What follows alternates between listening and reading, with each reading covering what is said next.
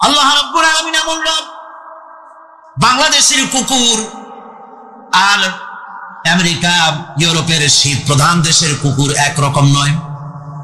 আমাদের দেশের পশু ইউরোপ আমেরিকা শীত প্রধান দেশের পশু একরকম নয়। তার কারণ হলো আমাদের দেশে শীত কম, নাতিশীতোষ্ণ অঞ্চলের মধ্যে খানিকটা পড়ে যায়। এখানে পশুদের গায়ে কম পশম থাকলে কোনো অসুবিধা নাই। ভেড়া, ঘোড়া, কুকুর, বন্য প্রাণীকে কেউ তো কম্বল দেয় না, ল্যাব দেয় না, রাজাই দেয় না, খাতা দেয় না, চাদর দেয় না। আল্লাহ রাব্বুল আলামিন তিনি এমন রব, শীত প্রধান দেশের পশুদের গায়ে পশম দিয়া চিরস্থায়ী কম্বল জড়ায় দিয়েছেন। এটা হচ্ছে রব। প্রতিপালনের পদ্ধতি কি সুন্দর করে তিনি প্রতিপালন করছেন, কি সুন্দর করে তিনি পশু পক্ষীগুলিকে তাদের আহার জোগাড় করছেন, প্রতিপালন করছেন। তিনি রব, মানুষকে সৃষ্টি করেছেন, আমাদেরকে সৃষ্টি করেছেন, সব প্রয়োজন মিটাইছেন, সকল প্রয়োজন মিটিয়েছেন, একটা জিনিস বাদ রাখেন না। আমাদের মুখে দাঁতের দরকার ছিল, মায়ের পেট থেকে দাঁত নিয়ে আসিনি। মায়ের পেট থেকে আসার পরে আমাদের খাবারের দরকার ছিল। লক্ষ্য করেন রব কারে বলে, লক্ষ্য করুন। মায়ের পেটের মধ্যে যখন ছিলাম ওখানে কোনো রোগের জীবাণু ঢুকতে পারে নাই। ফি করারিন মাকিন, একটি সুরক্ষিত জায়গায় আল্লাহ রাব্বুল আলামিন বাচ্চাকে রেখেছেন, যেখানে কোনো সর্দি হবে না, জ্বর হবে না, সর্দি হবে না, ব্রঙ্কাইটিস হবে না, ডায়াবেটিস হবে না, প্রেসার হবে না। মায়ের পেটের মধ্যে বাচ্চাকে এমন জায়গায় আল্লাহ যত্ন করে রেখেছেন। এই বাচ্চা যখন মায়ের পেট থেকে বেরিয়ে এলো তখন তার পরিবেশ অত্যন্ত খারাপ। এখানে পলিউশন আছে, এখানে কার্বন ডাই অক্সাইড আছে, এখানে বিষাক্ত হাওয়া আছে, এখানে দূষিত আবহাওয়া রয়েছে। প্রতি মুহূর্তে রোগ তাকে হামলা চালাতেছে। এই রোগের থেকে সে বাচ্চা বাঁচবে কি করে? এজন্য রব্বুল আলামিন তিনি এমন রব, মায়ের বুকের মধ্যে যে খাবার তৈরি করলেন বাচ্চার, ওই খাবারের মধ্যে বাচ্চার ওষুধ আল্লাহ পাক বানায়া দিলেন। মায়ের বুকের দুধ শুধু দুধ নয়, এটা ওষুধ। সুবহানাল্লাহ। এটা খাদ্য, এটা ওষুধ, এটা ভিটামিন, এটা ক্যালসিয়াম, এটা কার্বোহাইড্রেট, যা দরকার বাচ্চার জন্য সব আল্লাহ মায়ের দুধের মধ্যে দিয়ে দিলেন। যতক্ষণ বাচ্চা পেটে ছিল দুধ ছিল ঘন, যখন বাচ্চা মায়ের পেট থেকে বেরিয়ে এলো দুধটা হয়ে গেল পাতলা। এই পাতলা দুধটা খাবে, ওষুধ আছে এর মধ্যে, ভিটামিন আছে, খাইতে যেন বিস্বাদ না হয় একটু মিষ্টি দিয়ে দিলেন আল্লাহ, যাতে বাচ্চা মুখ ফিরিয়ে না নেয়, সেজন্য খাইতে চায়। তারপরে যখন বাচ্চার হাড্ডি খেতে হবে, মাছ খেতে হবে, গোশত খেতে হবে, দুধের আর দরকার নাই। তার শরীরের ভিতরে রেজিস্ট্যান্স, রোগ প্রতিরোধক শক্তি তৈরি হয়েছে। এখন আরো ভালো খাবার দরকার। আল্লাহ রাব্বুল আলামিন মায়ের দুধকে শুকাই দিলেন, চুষলে আর পাওয়া যাবে না, দুধ শুকাই গেছে। এখন বাইরের খাবার খেতে হবে। আসছিল যখন বুকে দাঁত ছিল না, বাইরে যখন এলো দাঁতের যখন দরকার হলো, কোন আল্লাহর বান্দা কি আল্লাহর কাছে দরখাস্ত করেছেন যে আল্লাহ আমাদের কয়েকখান দাঁত দাও, দাঁত ছাড়া আমি চাবাই কেমন? এই সবগুলি দাঁত কে সেট করে দিলেন? রব্বুল আলামিন দাঁতগুলিকে সেট করে দিলেন। মুখের মধ্যে দাঁত এসে গেল। আল্লাহ রাব্বুল আলামিন শরীরটাকে সাজিয়ে গুছিয়ে, হিউম্যান বায়োলজি যাকে বলা হয়, এই শরীরকে যে সুন্দর করে আল্লাহ পাক তৈরি করলেন বলে শেষ করা যাবে না। কত সুন্দর করে আল্লাহ পাক বানিয়েছেন। আপনার মাথার ভিতরে সেল তৈরি করা হলো, ব্রেন তৈরি করা হলো। এই ব্রেনটা শুকনো জায়গায় রাখা হয় নাই। শুকনো জায়গার মধ্যে ব্রেনটা যদি থাকতো, নড়াচড়া করে আপনার ব্রেনের যে টেকনোলজি আল্লাহ পাক ইউজ করেছেন সেটা অসুবিধাগ্রস্ত হতো। এই জন্য ক্রিম যেভাবে পানির মধ্যে ভাসা থাকে, পানির মধ্যে ভাসমান ক্রিম মাখন যেভাবে রাখা হয়, সামান্য পানির মতো করে এর ভিতরে ব্রেনটাকে রাখা হয়েছে। এই ব্রেনের ভিতরে, ব্রেন হচ্ছে পৃথিবীতে কম্পিউটার, আজকের পৃথিবীর শ্রেষ্ঠ আবিষ্কার। জীবনের জন্য পানি এবং আর্দ্রতা, এই দুটি জিনিস অপরিহার্য, এছাড়া জীবন বাঁচবে না। আমরা দেখতে পাই সমুদ্র ভরা পানি মজুদ আছে। লক্ষ্য করেন, সমুদ্র ভরা পানি মজুদ আছে, নদী খাল বিল ভরা পানি মজুদ আছে, কিন্তু এটাই তো যথেষ্ট না। রব হচ্ছেন তিনি যিনি এই বিশাল বিশাল পানির মজুদ থেকে বাতাসকে যিনি বলেন, যিনি প্রতিনিয়ত বাষ্পীয় আকারে পানিগুলিকে সমুদ্র থেকে উত্থিত করেন, পানিগুলিকে উত্থিত করেন মহাকাশে। আল্লাহ পাক বলেন, আল্লাহুল্লাযী আরসালার রিয়াহা ফাতুসিরু সাহাবা বাষ্প হয়ে পানিগুলি আকাশে উত্থিত হয় এবং মহাকাশে যাওয়ার পর এই পানিগুলি, লবণাক্ত পানিগুলি আল্লাহর মেশিনে সেগুলি মিষ্টি হয়ে যায়। জোরে কোন সুবহানাল্লাহ। পানিগুলি মিষ্টি হয়ে গেল। ওই মিষ্টি পানি আল্লাহ রাব্বুল আলামিন নাজিল করে দিলেন। এবার বৃষ্টি কণা কণা হয়ে পড়লো, ফোঁটা ফোঁটা বৃষ্টি।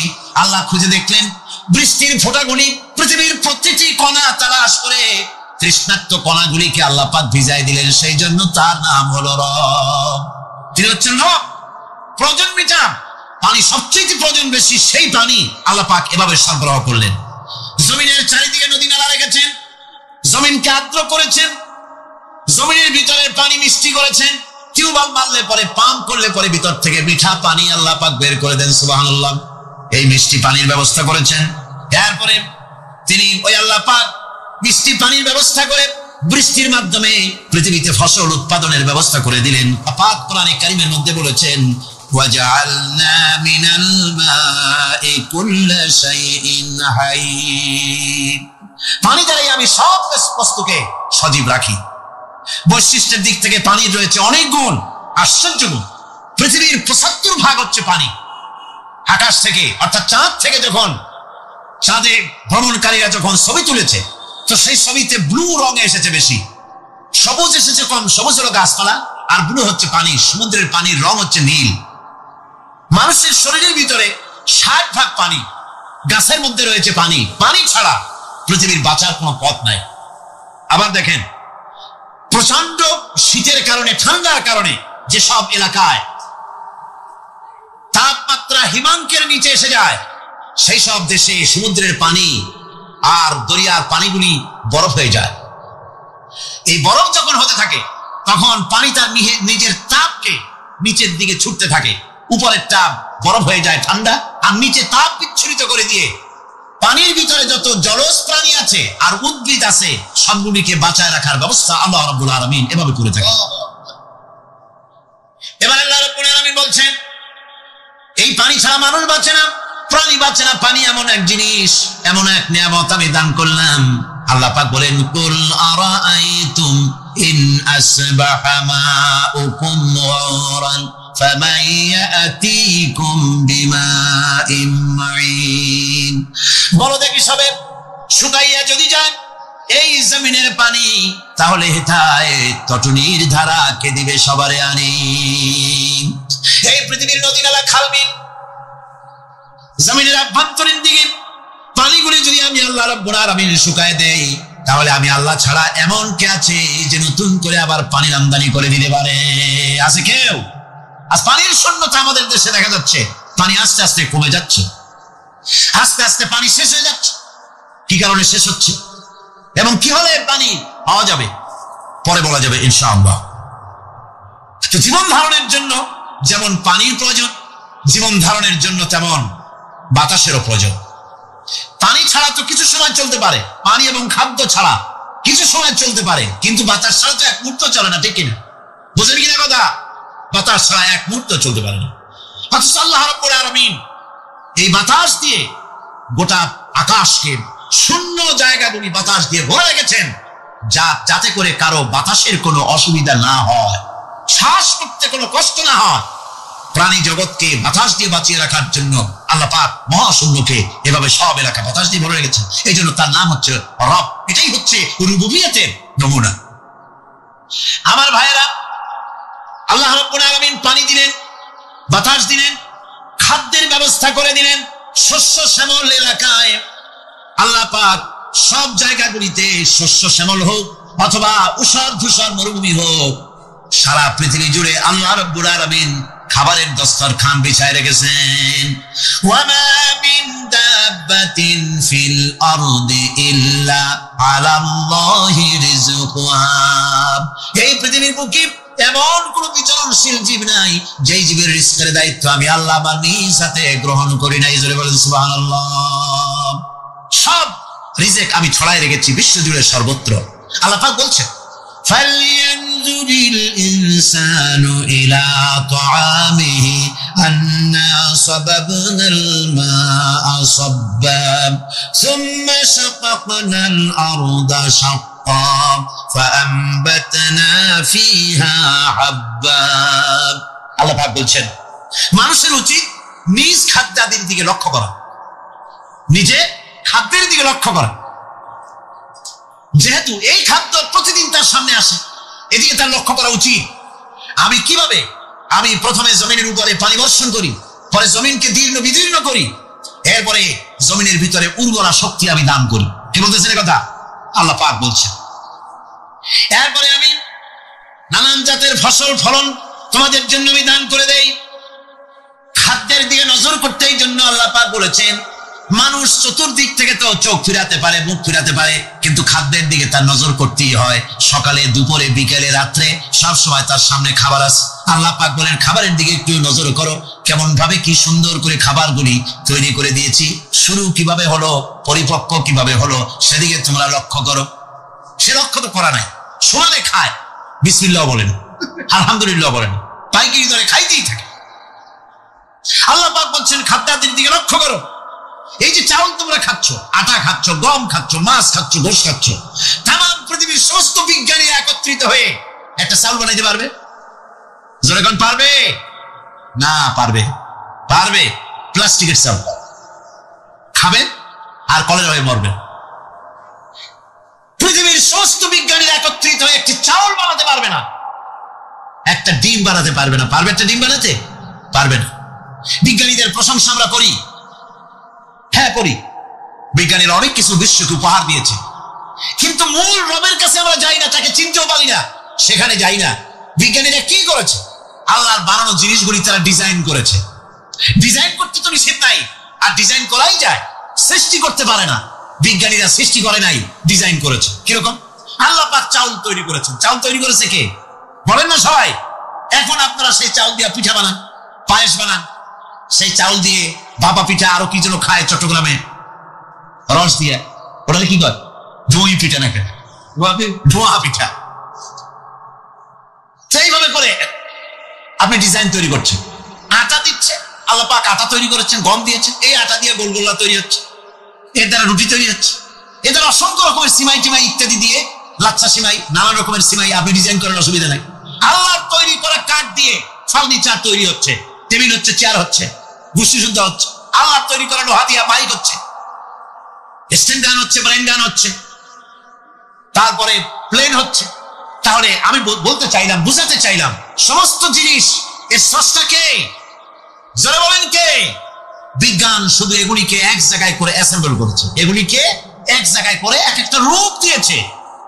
এখানে বিজ্ঞানের কৃতিত্ব আছে ঠিক, কিন্তু আপনারাই বলেন লোহা যদি আল্লাহ তৈরি না করতেন, মাইক তৈরি হতো, রাইফেল তৈরি হতো। আর রাইফেল যদি নাই হতো তাহলে কারাগারের বন্দীগুলো মারতেন কি দিয়ে? রাইফেল যদি না হতো যুদ্ধ করতেন কি দিয়ে? ঠিক কিনা? যত মারামারি ইত্যাদি যা কিছু হচ্ছে, তো শুধু মারামারির জন্যই তো আল্লাহ লোহা বানান নাই। লোহার সবচেয়ে বড় প্রয়োজন হচ্ছে জমিন কর্ষণ করা, জমিন চাষ করা। এই জমিন চাষের জন্য লাঙ্গল দরকার, শাবল দরকার, খুন্তা দরকার, কোদাল দরকার। এই লোহার দাম তো আল্লাহ পাক এত লোহা বেশি দিয়েছেন, যার জন্য লোহার দাম কম। সোনা কম দিয়েছেন, যেহেতু সোনার প্রয়োজনীয়তা কম, লোহার প্রয়োজনীয়তা বেশি, এই জন্য লোহা বেশি দিয়েছেন, দামটা কমে গেছে, যার জন্য আপনার আমার জন্য কিনে ব্যবহারটা সহজ হয়েছে। কথা ঠিক কিনা বন্ধুগণ? আল্লাহ রাব্বুল আলামিন এইভাবে করে মানুষের রুবুবিয়তটা, আল্লাহ পাকের রুবুবিয়ত হচ্ছে তিনি মানুষকে সুন্দর করে সৃষ্টি করে যা কিছু প্রয়োজন সবকিছু খাওয়াচ্ছেন, দিচ্ছেন। সে আল্লাহ পাক প্রশ্ন করছেন, কুল মান ইয়ারযুকুকুম মিনাস সামাই ওয়াল আরদ আম্মান ইয়ামলিকুস সামআ ওয়াল আবসারা ওয়া মান ইয়াখরুজুল হাইয়্যা মিনাল মাইয়িতি ওয়া ইউখরিজুল মাইয়িতা মিনাল হাইয়্য। আকাশের প্রশস্ত বুক থেকে এবং জমিনের এই প্রশস্ত বুক থেকে কে রিজেক তোমাদের খাদ্যকে উৎপাদন করে? কে নির্জীব থেকে সজীবকে বের করেন? আর কে সজীবকে নির্জীবে পরিণত করেন? তিনি কে? তিনি হচ্ছেন আল্লাহ পাক। আল্লাহ পাক বলছেন এই প্রশ্ন যদি তাদেরকে করা হয় তো তারা কি বলবে? আল্লাহ পাক বলেন, ওয়ামান ইউদাব্বিরুল আমরা ফাসায়াকুলুনা আল্লাহ ফাকুল আফালা তাত্তাকুন। হে নবী, এদেরকে প্রশ্ন করুন। এদেরকে যদি প্রশ্ন করা হয় এই পৃথিবীর সুন্দর পরিচালনা পদ্ধতি কে করেন, তাহলে তারা এক কথায় বলবে নিজের থেকেই বলবে আল্লাহ। কে করছেন? সবকিছু আল্লাহ। আল্লাহ পাক বলেন নবী তাহলে তাদেরকে বলেন এ কথা জানার পর, এ কথা বোঝার পরেও কেন তারা ঔদাসীন্যতা দেখাচ্ছে, কেন তারা গাফিল হয়ে যাচ্ছে, কেন তারা আল্লাহ পাককে ভয় করে তার পথের অনুসারী হচ্ছে না? যে আল্লাহ রাব্বুল আলামিন এত কিছু করছেন, তিনি তার পরিচয় সম্পর্কে বলে দিচ্ছেন, ফাযালিকুমুল্লাহু রাব্বুকুমুল হক ফামাযা বা'দাল হক ইল্লাদ দালাল। নিশ্চয়ই এসবের মূলে রয়েছেন তোমাদের রব, আমাদের আল্লাহ, আমাদের রব। সুতরাং উজ্জ্বল সত্য প্রকাশিত হওয়ার পর গোমরাহি ছাড়া আর কিছুই বাকি থাকে না। সুতরাং যারা সত্যের পথের অনুসরণ করতে চায়, রবকে চিনতে হবে, আল্লাহ পাককে জানতে হবে এবং তাকে অনুসরণ করতে হবে, তাকে রব হিসেবে চিনতে হবে। আমার বন্ধুগণ, এটা হচ্ছে সেই রুবুবিয়ত ইলাহি যার দিকে হযরত মূসা আলাইহিস সালাম ইঙ্গিত করেছিলেন ফিরআউন যখন তাকে প্রশ্ন করেছিলেন, ফামান রাব্বুকুমা ইয়া মূসা, হে মূসা তোমাদের দুজনের রব কে? তোমাদের রব, তোমাদের প্রভু কে? তিনি জবাব দিলেন, রাব্বুনাল্লাযী আ'তা কুল্লা শাইইন খালকাহু সুম্মা হাদা। রব হচ্ছেন আমাদের তিনি, যিনি নাকি আমাদের প্রতিপালক, আমাদেরকে সৃষ্টি করেছেন এবং আমাদেরকে হেদায়েত দিয়েছেন, সঠিক পথের দিশা দিয়েছেন। এখানে হেদায়েত শব্দের অর্থ হচ্ছে সৃষ্টি শুধু করেন নাই, তাকে চলা, তার খাদ্য অনুসন্ধানে, তাকে বেঁচে থাকার সবকিছুর উপকরণ, এর কমন সেন্স, এর সাধারণ জ্ঞান আল্লাহ পাক তার সাথে দিয়েছেন। তিনি হচ্ছে রব। আমার বন্ধুগণ, মুরগির বাচ্চাকে হেফাজত করার জন্য বুদ্ধিমান প্রাণী মানুষ তার কাছে নাই বলে আল্লাহ রাব্বুল আলামিন তার বাচ্চা অবস্থা থেকে বোঝার তৌফিক দিয়েছেন কোনটা ভয়ের আওয়াজ, কোনটা হলো বিপদের আওয়াজ। মানব সন্তানের প্রতিপালন করার জন্য তার মার বাবা আছে বলে ওই রকম করে পশুদের মতো আল্লাহ বানান নাই। তাকে হেফাজত করার জন্য মা বাপ আছে বলে এই দায়িত্ব আল্লাহ পাক মা বাপের উপরে ছেড়ে দিয়েছেন। মা বাপ তাকে হেফাজত করে। রুবুবিয়তের প্রতিপালন, হেদায়েতের এই প্রতিপালন আল্লাহ পাক মানুষকে এভাবে করে তাদেরকে হেদায়েত দিয়েছেন, তার পথের চলার দিশা দিয়েছেন। পিঁপড়ার খাদ্য সংগ্রহের ব্যাপারটা দেখেন। পিঁপড়ার আছে দারুণ ঘ্রাণ শক্তি। কোথায় খাবার? 5 তলায় আপনি মিষ্টি খাচ্ছেন, রসগোল্লা থুয়ে দেন, তারপরে দেখেন কোন জায়গায় দিয়ে পিঁপড়া এসে জমের খাওয়া খায়, ঠিক কিনা? দেখেন তার কত তীব্র ঘ্রাণ শক্তি, সেখানে চলে যাচ্ছে। তাকে হেদায়েত দেওয়া হয়েছে, তাকে ঘ্রাণ শক্তি দেওয়া হয়েছে। চিল, শকুন, ঈগল কোথায় থাকে বুঝেন না? মহাশূন্যে 3 থেকে 3.5 মাইল উপরে শকুন, বাজ, ঈগল উঠতে থাকে। খাবে কি? ওখানে তো তার খাবার ছড়ানো নেই। আল্লাহ হচ্ছেন এমন রব, আমাদের স্রষ্টা হচ্ছেন এমন রব, যিনি ওই চিল, বাজ আর শকুন মহাশূন্যে যেগুলি উড়ে বেড়ায় ওদের আল্লাহ পাক এমন তীব্র দৃষ্টি শক্তি দান করেছেন, 3 মাইল উপর থেকেও ছাগল মুরগি মরা দেখলে ওখান থেকে সে ঝাঁপায় পড়ে তাকিতে পারবে। তাকে দেওয়া হচ্ছে দৃষ্টিশক্তি। এরকম করে যার যা প্রয়োজন, সমস্ত প্রয়োজনগুলি আল্লাহ মিটাচ্ছেন। এরই নাম হচ্ছে রুবুবিয়তে ইলাহি। এটাই হচ্ছে আল্লাহ পাক রব। এটা তার অসংখ্য প্রমাণ। সেই জন্য আল্লাহ পাক বলেন, আলহামদুলিল্লাহি রাব্বিল আলামিন। পড়েন সবাই, আলহামদুলিল্লাহি রাব্বিল আলামিন। সমস্ত প্রশংসা হচ্ছে আল্লাহ পাকের জন্য। কোন আল্লাহ? প্রথমে তো আল্লাহ বললাম, তারপর বললাম রব, এখন বলা হচ্ছে কোন রব? যিনি আলামিন, রব্বিল আলামিন, যিনি সমস্ত জাহানের রব। তাহলে বোঝা যাচ্ছে রব জগৎ একটা না। জগৎ, কথা বুঝতেছেন আমার? জগৎ একটা নয়, অসংখ্য জগৎ আছে। বহুমাত্রিক জগতের কথা এখানে আল্লাহ পাক বলছে। আমি এই জন্য বলি যে কোরআন হচ্ছে বিজ্ঞানের উৎস। কোরআন বিজ্ঞানের কি? বিজ্ঞানের আবিষ্কার যত বাড়বে, বিজ্ঞান চিরটা কাল কোরআনের কাছে ভিক্ষার হাত দিয়ে এতিমের মতো দাঁড়ায় থাকবে কিয়ামত পর্যন্ত। আজ পৃথিবীর বিজ্ঞানীরা বলছে জগৎ সম্পর্কে, আমরা মনে করছি পৃথিবীটাকে, আমাদের কাছে জগৎ 2টা। কয়টা জগৎ? একটা জগৎ হলো এইটা, ইহজগৎ আর পরজগৎ, এছাড়া আর কিছু জানি না। এই 2টাই জগৎ আমাদের কাছে। এখন দেখেন বিজ্ঞানীরা কি বলছে। বিজ্ঞানীরা বলছেন সৌর জগতে শুধু আমাদের সৌরজগৎটাই শেষ না, অসংখ্য সৌরজগৎ আছে মহাশূন্যে, অসংখ্য সৌরজগৎ। পৃথিবীর প্রতি 4 বিলিয়ন মানুষ যদি এক একটা সৌরজগৎ দখল করে,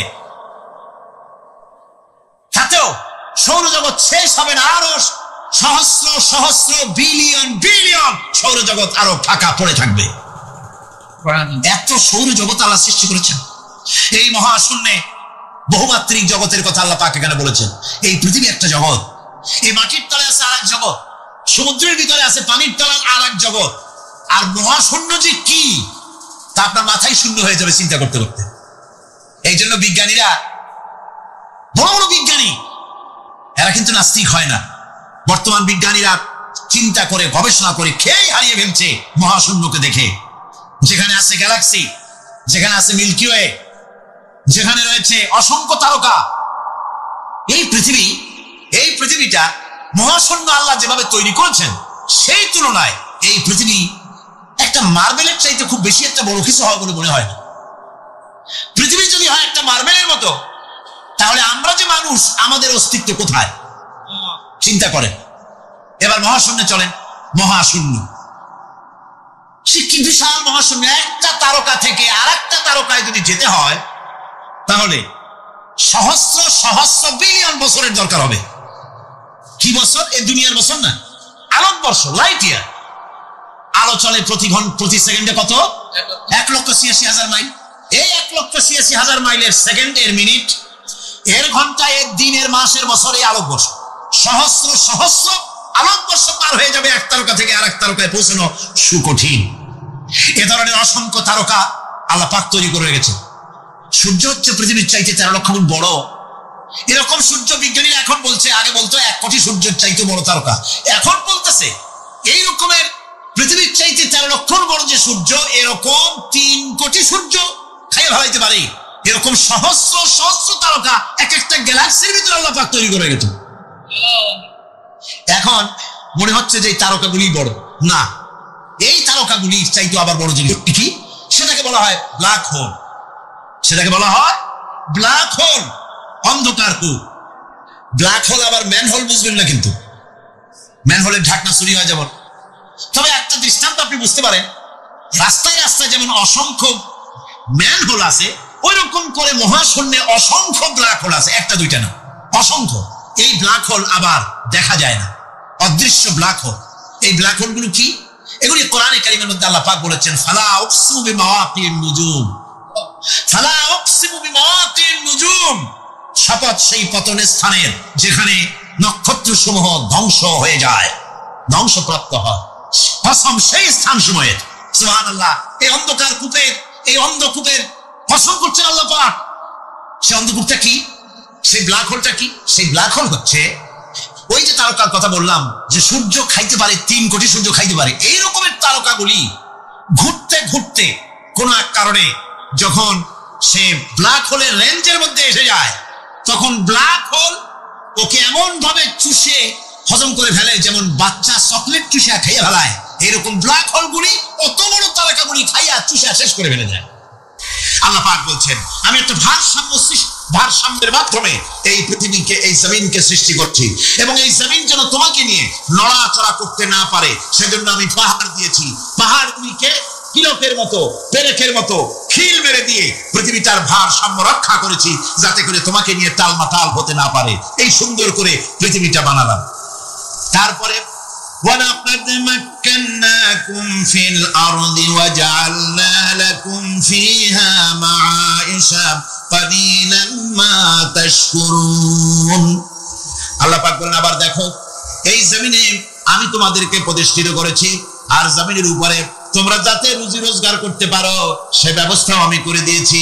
জমিন সৃষ্টি করেছি, আবার রুজি রোজগার করবে সে ব্যবস্থাও আমি তোমাদের জন্য করে দিয়েছি। এই পৃথিবী তুমি চাষাবাদ করবে, তাতে ফসল হবে সে ব্যবস্থা করে দিয়েছি, বাড়িঘর বানাবে সে ব্যবস্থা করে দিয়েছি। তারপরে পৃথিবীর এই মাটির নিচে তোমার জন্য সম্পদ রেখেছি, সমুদ্রের ভিতরে, নদীর ভিতরে, সেখানেও তোমার জন্য সম্পদ রেখেছি। আমি রহমান, সব প্রয়োজন মিটিয়েছি। শুধু এর জন্য নয় যে সৃষ্টি করলাম, ইবাদত করলাম আর জাহান্নামে পাঠিয়ে দিলাম, তা তো না। তোমাকে আমি সৃষ্টি করেছি, তোমার প্রয়োজন, যত প্রয়োজন তোমার ছিল জীবনে, সমস্ত প্রয়োজনগুলি আমি মিটিয়েছি। আল্লাহ পাক বলছেন ওয়া হুয়াল্লাযী সাখখারাল বাহরা লিতাকুলু মিনহু লাহমান তারিয়ান ওয়া তাস্তাখরিজু মিনহু হিলিয়াতান তালবাসুনাহা। আল্লাহ পাক বলেন এই সমুদ্রকে আমি আল্লাহ তোমার নিয়ন্ত্রিত, তোমার নিয়ন্ত্রণাধীন করে দিয়েছি সমুদ্রকে, আর তার ভিতরে তাজা মাংস, তাজা গোশত তোমার জন্য রেখেছি, খাবার রেখেছি। আবার তুমি পরিধান করতে পারো এমন জিনিসও, ব্যবহারের জিনিস সমুদ্রের মধ্যে রেখে দিয়েছি। তার মানে হলো সমুদ্রের ভেতরে, তার ভিতরে মাছ রয়েছে, টাটকা মাছ আছে, মণিমুক্তা আছে। স্থলভাগে পৃথিবীর মাটির উপরে যত জিনিস আছে, যত নিয়ামত আছে, সমুদ্রের তলদেশে তার কোনো অংশে কম নাই, বরং তার থেকে আরো বেশি আছে। মাটির উপরে যত নিয়ামত আছে, সম্পদ আছে, মাটির তলায় তার থেকে কোনো অংশে কম নাই। অনেক নিয়ামত মাটির তলায় আছে, খনিজ দ্রব্যগুলি মাটির তলায় থাকে। সমুদ্রের তলদেশে অসংখ্য নিয়ামত আল্লাহ রাব্বুল আলামিন রেখেছেন। বলছেন আমি হচ্ছে রহমান, আমার দয়ায় ভরা, আমি তোমার সমস্ত প্রয়োজন আমি আমার দয়া দিয়ে আমি মিটিয়েছি। আমার ভাইরা, আল্লাহ সুবহানাহু ওয়া তাআলা তিনি হচ্ছেন রহমান, তিনি হচ্ছেন রহমান। জোরে বলেন তিনি কি? দয়ার সাগর। যিনি মানুষের সমস্ত প্রয়োজন মিটিয়েছেন, তিনি কোরআন অবতীর্ণ করেছেন। আমি আল্লাহর দয়ার কথা, রহমান শব্দের ব্যাখ্যা আপনাদের সামনে করে সামনে এগোচ্ছি।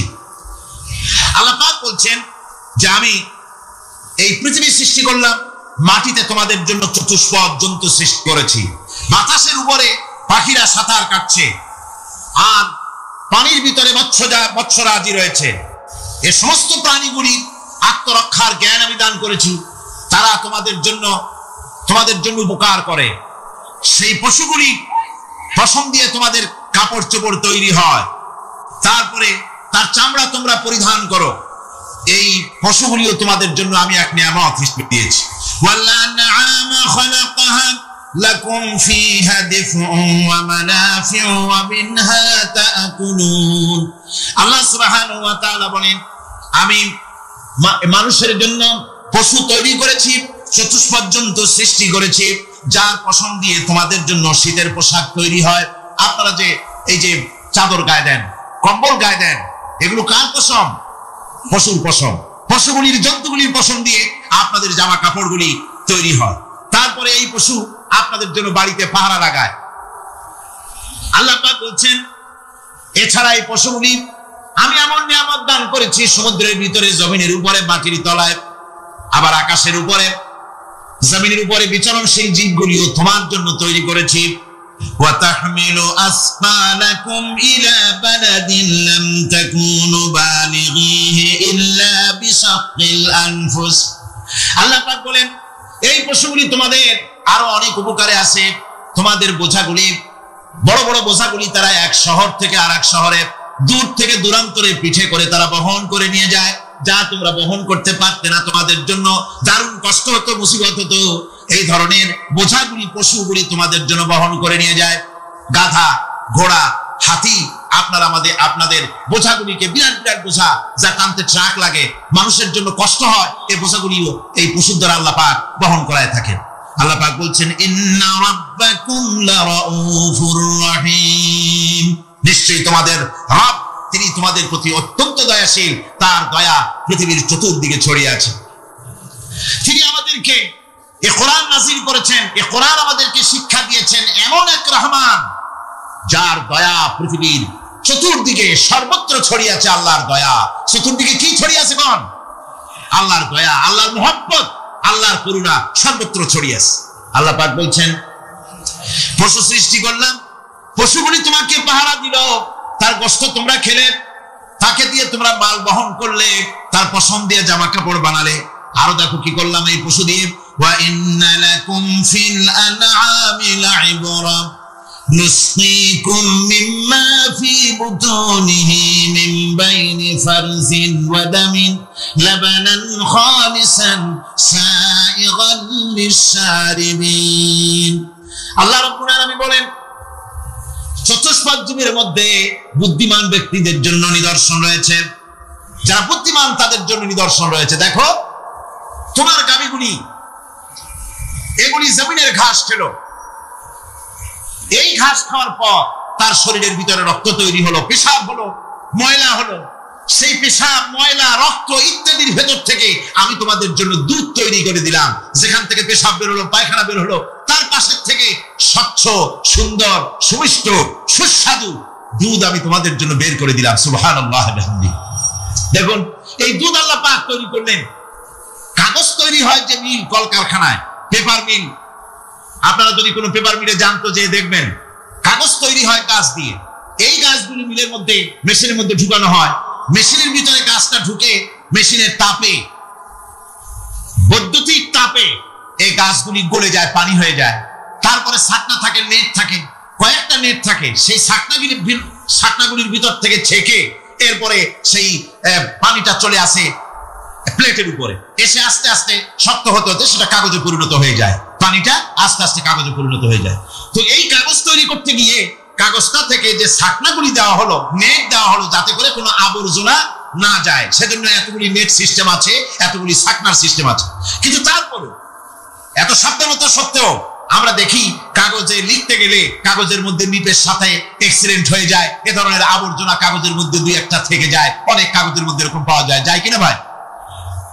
এবার আপনি দেখেন, কাগজ তৈরি করার জন্য মিল কলকারখানার ভিতরে, পেপার মিলে এতগুলো নেটের ব্যবস্থা থাকে, ছাকনার ব্যবস্থা থাকে। তারপরেও আবর্জনা কিছু কাগজের মধ্যে চলে আসে, দুই একটা থেকে যায়। কিন্তু ঘাস খেলো, কুটা খেলো, খড় খেলো, ভুসি খেলো, তুষি খেলো, গাবিতে খেলো, খাওয়ার পরে আল্লাহ রাব্বুল আলামিন এ দিয়ে দুধ বানালেন। এ দিয়ে পায়খানা হলো, পেশাব হলো, রক্ত হলো। দুধ যখন দহন করলেন, দুধ দহন করার সময় একটা ঘাসের কণাও কি তার মধ্যে পেয়েছেন? পাওয়া গেছে? যায় নাই। অথচ দুধ থাকে যে বাটের মধ্যে, ওটা কি বলে? ওলান বলে না? যে ওলানের ভিতরে দুধ থাকে, ওইটা কাছে দেখেন, জবাও করে, গরু জবাও করে ওলানটা কাছে দেখে, ওর ভিতরে কোনো নেট আছে, কোনো জাল আছে, কোনো ছাকনার ব্যবস্থা আছে? কিচ্ছু নাই। সুবহানাল্লাহ কইতে ইচ্ছে করে না ভাইরা? আল্লাহ রাব্বুল আলামিন বলেন, এইভাবে করে পশুর ভিতরে তোমার জন্য কত, এক পশুতে কত উপকার করলাম। গোশত খাওয়ালাম, চামড়া দিয়া জামা বানায় দিলাম। প্রচন্ড শীত পড়ে যেখানে, কানাডায়, ইউরোপে, আমেরিকায় প্রচন্ড শীত পড়ে কোন কোন এলাকায়। দক্ষিণ আমেরিকায় কানাডার একটা এলাকা আছে যেখানে এবার আমি সফর করে এসেছি। 12 মাস বরফ পড়ে সেখানে, বরফ আর বরফ ছাড়া কিছু নাই। সমস্ত রাস্তাঘাট সব বরফ আর বরফ। সেখানে এই প্রচন্ড শীতের ভিতরে মানুষ কিভাবে থাকবে? সুতা দিয়ে তৈরি করা কাপড়ে শীত কিছুতেই মানতে পারে না। আমি তো গেছি এমন এক জায়গায়, কানাডা এবং আমেরিকা যেখানে ছিলাম, সেখানে শীত ছিল -11 টেম্পারেচার, -11। এখন বুঝেন যে ঠান্ডাটা কি পরিমাণ। মুখ থেকে থুতু ফেললে আপনি চেহারা ফেরাতে পারবেন না, এর মধ্যে আপনার থুতু বরফ হয়ে যাচ্ছে। এই রকমের প্রচন্ড ঠান্ডায় সব রকমের কাপড় চোপড় যা ছিল এগুলো সব কিনে গায়ে দিয়ে আমি 1-3 হয়ে গেছি ফুলিয়া। তারপরেও আমার মনে হচ্ছে ঠান্ডা আমার হাত দিয়ে স্পর্শ করতেছে। তাহলে বরফের দেশ যেটা, এস্কিমোরা যেখানে বাস করে, সেই মানুষগুলির অবস্থা কি? ওই এস্কিমোরা যেখানে বাস করবে, 12 মাস যেখানে বরফ পড়বে, ওই জায়গার মানুষগুলো কি করে, কি গায়ে দিয়া বাঁচবে? এ পরিকল্পনা, এই চিন্তা দুনিয়ায় কেউ করে নাই। রহমান করেছেন। আল্লাহ রাব্বুল আলামিন পশু তৈরি করেছেন, পশুর গায়ে পশম দিয়েছেন, চামড়া দিয়েছেন। সেই জায়গার মানুষগুলি চামড়া দিয়ে জামা তৈরি করে গায়ে লাগায়, শীত ঢোকে না। সুবহানাল্লাহ। চামড়া দিয়ে জামা তৈরি হচ্ছে, কাপড় চোপড় তৈরি হচ্ছে। আল্লাহ বলেন, এইভাবে করে কত কিছু হলো। চামড়া দিয়া জামা বানাইলা, পশম দিয়ে শাল তৈরি করলে, কম্বল তৈরি করলে, বস্তুগুলো পাইকারি করে খাইলে জন্মের খাওয়া। তারপরে হাড্ডিগুলি দিয়ে শার্ট তৈরি করলে, এই পশু তোমাকে পাহারা দিল বাড়িতে, কুত্তায় সারা রাত পাহারা দেয় তোমার বাড়িতে। কুত্তা আবার পুলিশেও চাকরি করে। ইংল্যান্ডে, লন্ডনে দেখেছি আপনার, সেখানে কুকুর, ওকে ট্রেনিং দেওয়া হয়, কুকুর পুলিশে চাকরি করে। কোন কোন পুলিশ আছে হাবিলদার, সাব ইন্সপেক্টর, তবে কুত্তা জানে না যে সাব ইন্সপেক্টর কিনা আসে। বিভিন্ন বিভাগ তাকে দেওয়া হয়েছে এবং তারা এত নির্ভরযোগ্য, শুধুমাত্র চোরের ছবি আর তার ব্যবহৃত জামা কাপড় একটুখানি নাকে শুকাই দেবে কুত্তাকে, পুলিশ আর যাওয়া লাগবে না। এই কুত্তা পুলিশই যথেষ্ট। খুঁজা চোর যদি একবার তার নজরে এসে যায়, আর ছাড়াছাড়ি নেই, তাকে হাজির করবে, পুলিশের সামনে এনে হাজির করবে। তো এই কুকুর বাড়িতে পাহারা দিচ্ছে আপনার জন্য, তারপরে পুলিশের দায়িত্ব পালন করতেছে, মানুষ মরে গেলে কোথায় মরেছে সেগুলি সন্ধান করে নিয়ে আসতেছে, মাইন কোথায় পোতা আছে তা খুঁজে নিয়ে আসতেছে। কত উপকার আল্লাহ পাক করছেন। আল্লাহ পাক বলছেন, দেখো বান্দা, তোমার জন্য এই ধরনের অসংখ্য নিয়ামত আমি দান করেছি। আর এই নিয়ামতগুলি কার থেকে আসছে? ওয়ামা বিকুম মিন নি'মাতিন ফামিনাল্লাহ। যত নিয়ামত বান্দা তোমার জন্য তুমি পেয়েছো, সমস্ত নিয়ামত আমি আল্লাহ রাব্বুল আলামিনের পক্ষ থেকে এসেছে। সব নিয়ামত কে দিয়েছেন? জোরে বলেন, কে দিলেন? আল্লাহ পাক দিলেন। আল্লাহ পাক বলেন, এইভাবে করে আমি আমার নিয়ামত দিয়ে, রহমত দিয়ে তোমাকে আমি সৃষ্টি করেছি, তোমাকে লালন পালন করতেছি। একটি মানুষ যতই সংকীর্ণ এবং অসভ্য জীবন যাপন করুক না কেন, সে পৃথিবীতে যেখানে বসবাস করে সেখানে বসে সে অন্তত তার চতুর্দিকে কত নিয়ামত সে লাভ করতেছে তা সে চিন্তা না করে পারে না। সে যদি চিন্তা করে তাহলে অবশ্যই এগুলি তার জ্ঞানের মধ্যে আসবে। একজন কৃষক, সে নির্জন একটা কুটিরে বাস করে, সে আল্লাহর সৃষ্টি নৈপুণ্যতা বুঝুক আর না বুঝুক, আকাশ কেন সৃষ্টি হলো, জমিন কেন সৃষ্টি হলো, এই কথা যদি জিজ্ঞাসা করা হয় কৃষককে, সে তো ভালো করে তা বুঝবে না। কিন্তু অন্তত এতটুকুন কথা একটা মূর্খ একজন চাষি যে প্রত্যন্ত একটা অঞ্চলে বাস করে, একটা নিবিড় পল্লীতে বাস করে, অজপাড়াগায় বাস করে, কোন শিক্ষার আলো পৌঁছায় নাই, স্কুল নাই, কলেজ নাই, বিদ্যুৎ নাই, হসপিটাল নাই, রাস্তা নাই, টেলিফোন টেলিফোনের ব্যবস্থা নাই, এমন একটা জায়গায় একটা নিরেট, একটা মূর্খ, একটা চাষি একটা ঘরের মধ্যে বাস করে। সে পৃথিবীর আল্লাহর সৃষ্টি নৈপুণ্যতা আর কিছু বুঝুক আর না বুঝুক, এতটুকুন কথা তো সে বোঝে যে আমি যদি অসুস্থ হই তাহলে এই গাছপালার পাতা শিকড় বেটে খেলে আমি রোগমুক্ত হয়ে যাই। আমি প্রচন্ড রোদ্রে যখন পুড়ি গাছের তলায়, আমি ছায়া নিলে পরে আমি তখন আরাম পাই, ঠান্ডা পাই। এই গাছগুলি তার তরুণ বয়সে আমাকে ফল দেয়, গাছ যখন বড় হয় তখন সে আমাকে ছায়া দেয়। এই গাছের তক্তাগুলি দিয়ে, গাছ দিয়ে কাঠ হয়, তা দিয়ে তক্তা হয়, তা দিয়ে খুঁটি হয়, তা দিয়ে আড়া হয়, তা দিয়ে নৌকা হয় ইত্যাদি সে বুঝতে পারে। তাছাড়া এই গাছ যখন বুড়ো হয়ে গেল, শুকিয়ে গেল, তখন এই গাছ দিয়ে আগুন জ্বালায়া আমি রান্না বান্না করি। গাছ এত আমার উপকার করছে, তার দ্বারা উত্তাপ পাই, আলো পাই, এত কিছু পাই। একটা মূর্খ লোক চিন্তা করলে এতগুলি জিনিস সে অনুভব করতে পারে এবং এরপরে তার চিন্তা চলে যায় যে এই সমস্ত নিয়ামত এমনি এমনি হয় নাই, নিঃসন্দেহে একজন এগুলি সৃষ্টি করেছেন, তার নাম আল্লাহ। তার নাম কি? তার নাম রহমান। যারা বলেন তার নাম কি? রহমান। তিনি সৃষ্টি করেছেন, তিনি এগুলি দান করেছেন। এই বৃক্ষরাজি আল্লাহ পাক বলছেন, নিল্লাযী জাআলা লাকুম মিনাশ শাজারিল আখদারি নারান ফাইযা আনতুম মিনহু তুকিদুন। আল্লাহ রাব্বুল আলামিন বলেন, সেই দয়াময় আল্লাহ রাব্বুল আলামিন গাছ সৃষ্টি করেছেন, আর এই গাছগুলি সৃষ্টি করে দিয়েছেন তোমাদের কাজের জন্য, যা দিয়ে তোমরা আগুন জ্বালাও, চুলা জ্বালাও, রান্না বান্নার কাজ করো। ওয়া রাহমাতি ওয়াসিআত কুল্লা শাই। আমার রহমত ঘিরে আছে আমার গোটা পৃথিবীকে, সর্বত্র আমার রহমত আর রহমত। এই কোরআন শরীফ শিক্ষা দিয়েছেন তিনি আর রহমান আল্লামাল কোরআন।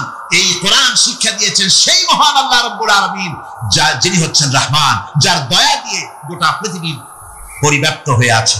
এক মুহূর্তের জন্য চিন্তা করুন, এক মুহূর্তের জন্য চিন্তা করুন, আল্লাহ পাকের দয়া যদি না থাকতো তাহলে কি অবস্থা হতো? এই পৃথিবী আছে, পৃথিবী আছে কিন্তু কোনো সৌন্দর্য নাই, আকাশ আছে কিন্তু কোনো তারকা নাই, তারকা আছে কিন্তু তাতে কোনো আলো নাই, গাছ আছে কিন্তু তাতে কোনো সবুজ শ্যামলিমা নাই, আওয়াজ আছে কিন্তু তাতে কোনো সুর নাই, মানুষ আছে কিন্তু তার দেহের মধ্যে কোনো ঐক্য নাই। এই জাতীয় একটা পৃথিবীর চিন্তা মানুষ করতে পারে না, এটা একটা কবরস্থানের মতো অবস্থা হয়ে যাবে। আল্লাহ পাক বলছেন, দেখো আকাশ বানাইছি, আবার সেই আকাশ দেখতে যেন সুন্দর হয় সেজন্য তারকা প্রদীপ দিয়ে আকাশকে সাজাইছি। যেরকম সুবহানাল্লাহ। আল্লাহ রাব্বুল আলামিন বলেন, ওয়ালাকাদ যায়্যানাস সামাআদ দুনিয়া বিমাসাবিহ। আল্লাহ পাক বলেন, এই দুনিয়ার আকাশ খানিকে তারকা প্রদীপ দিয়া সাজায় রেখেছি মনের মতন। দেখো তুমি তাকাইয়া কি সুন্দর করে নয়নবিরাম দৃশ্য আকাশ বানালাম, চতুর্দিকে তারকা রাত্রে ফুটে উঠলো, যা দেখলে মানুষের নজর, মানুষের সুন্দর, তার চক্ষু শীতল হয়ে যায়। ধরে বলেন সুবহানাল্লাহ। সুন্দর করে এই আকাশটাকে আমি সাজিয়েছি।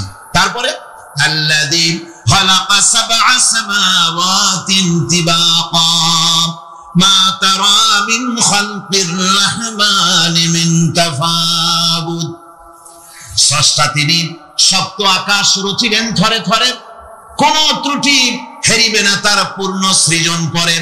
চাও তুমি তার সৃষ্টি পানি, দেখো কিছু ভুল চোখ, ফেরাও তোমার নয়ন খানি, ফেরাও তোমার মুখ, অক্ষমহীন দৃষ্টি তোমার সৃষ্টিতে পাবে ফাঁকি, ফিরাও তোমার নয়ন খানি, ফিরাও কাঙ্গালাখি।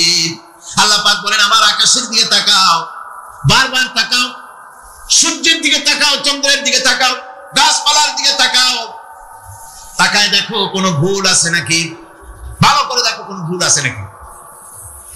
আল্লাহ পাক বলেন আবার তাকাও, দেখতে দেখতে তোমার চক্ষু দুর্বল হয়ে তোমার কাছেই ফিরে আসবে, আমার সৃষ্টি নৈপুণ্যতার ভিতরে কোনো ভুল পাবে না। সুবহানাল্লাহ। একজন দরবেশ সাহেব, তিনি একবার এই সূরা পড়তেছিলেন, মুখস্থ তেলাওয়াত করতেছিলেন, একটা গাছের তলায় বসে, একটা বট গাছের তলায় বসে এটা তেলাওয়াত করতেছিলেন। যখন তিনি পড়লেন হাল তারা মিন ফুতুর, আমার সৃষ্টি নৈপুণ্যতার ভিতরে কোনো ভুল পাওয়া যায় নাকি। দরবেশ সাহেব চিঠায় শুয়ে শুয়ে তেলাওয়াত করতেছেন আর বলছেন আল্লাহ রাব্বুল আলামিন, তোমার সৃষ্টি নৈপুণ্যতার ভিতরে কোনো ভুল ধরার ক্ষমতা তো কোনো মানুষের নাই। তবে একটা জিনিস আমার নজরে পড়লো, এই যে বিরাট বট গাছটা, পৃথিবীতে যত গাছ আছে যেমন গাছ তেমন ফল, তাল গাছটা যেমন ফলও তেমন, নারকেল গাছটা যেমন ফলটাও তেমন, কিন্তু এত বড় বিশাল বট গাছ ফল হতেছে ছোট ছোট ট্যাবলেটের মতো, গাছটা যেমন ফলটা তেমন হয়নি। আল্লাহ এটা ভুল না, তুমি বলেছো যে দেখো কোনো ভুল টুল আছে নাকি, তো ভুল টুল আমার চোখে এটা লাগলো, যেমন গাছ তেমন ফল হয়নি। দরবেশ সাহেব শীত হয়ে শুয়ে শুয়ে তেলাওয়াত করছেন, মনের মধ্যে এই চিন্তা আসলো গাছটা যেমন তেমন ফলটা হলো না।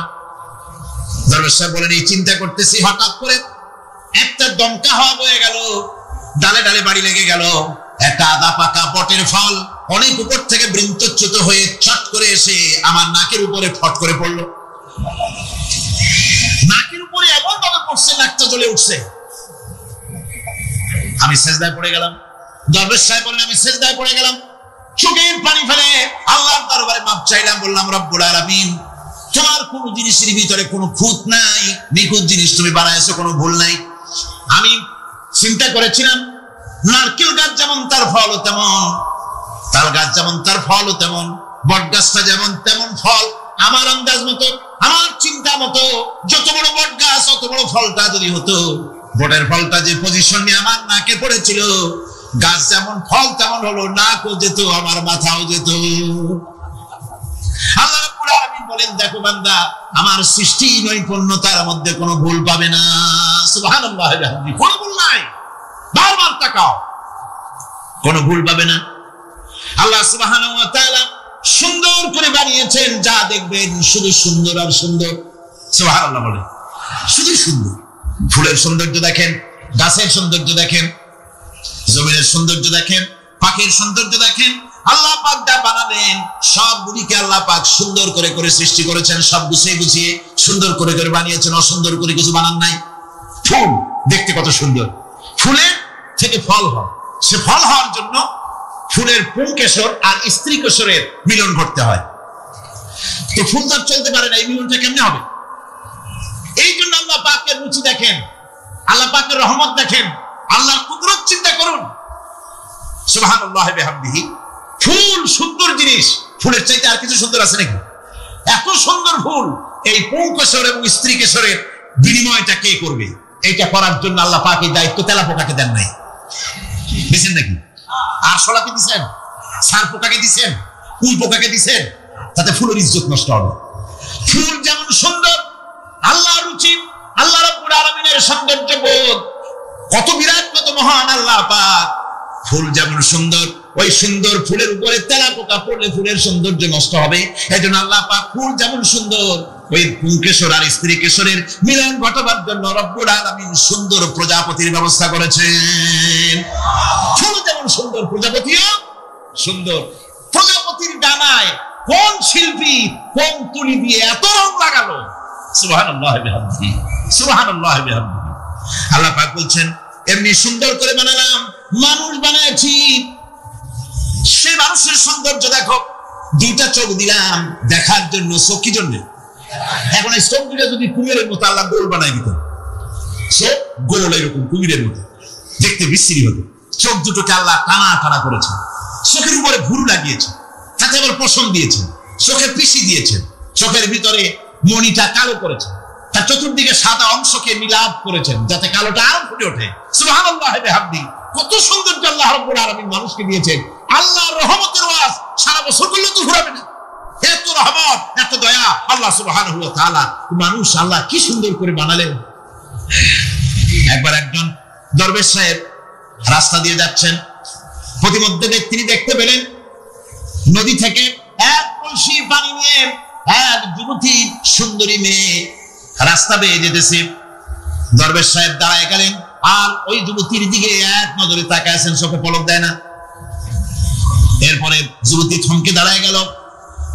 আধা বুড়া মানুষ, দাড়ি অর্ধেক পাইকে গেছে, দেখতে তো দেখায় খুব বুজুর্গ মানুষ, কিন্তু রাস্তায় আমার একা পায়া এমনি করে তাকিয়ে আছে আর চোখ দিয়েও তো পানি পড়ে। ব্যাপারটা কি?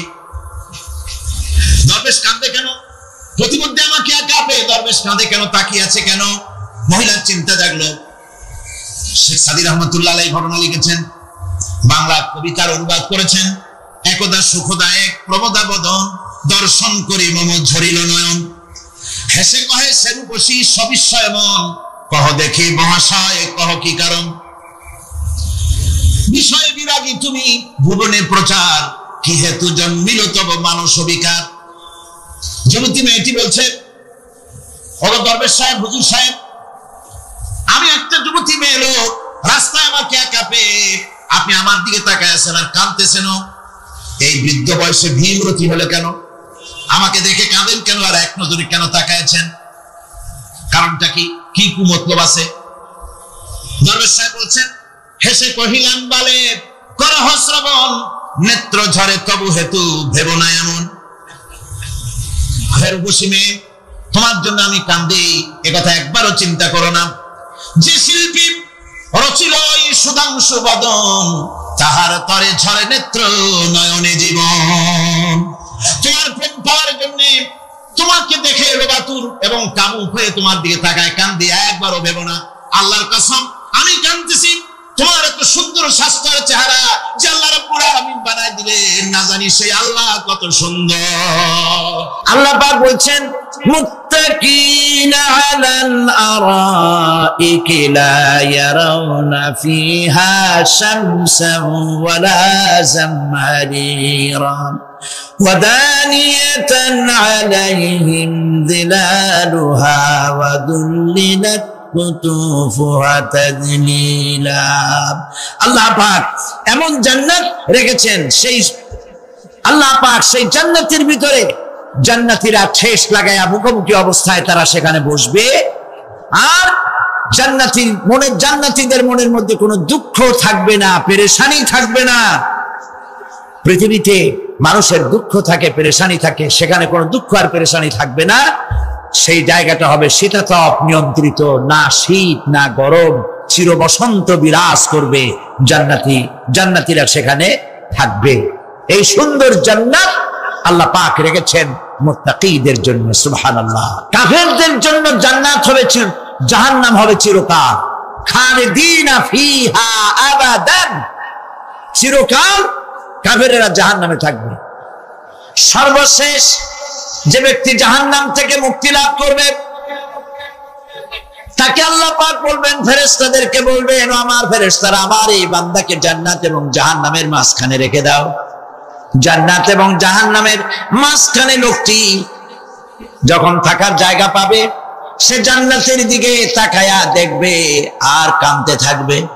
আল্লাহ পাক জিজ্ঞেস করবেন, বান্দারে যুগের পর যুগ ধরে জাহান্নামে কেঁদেছো, আমি রব্বুল আলামিন জাহান্নাম মাফ করে দিয়া জান্নাত জাহান্নামের মাঝখানে রেখে দিয়েছি, আযাব থেকে তো বেঁচে গেছো, এখন কাঁদো কেন?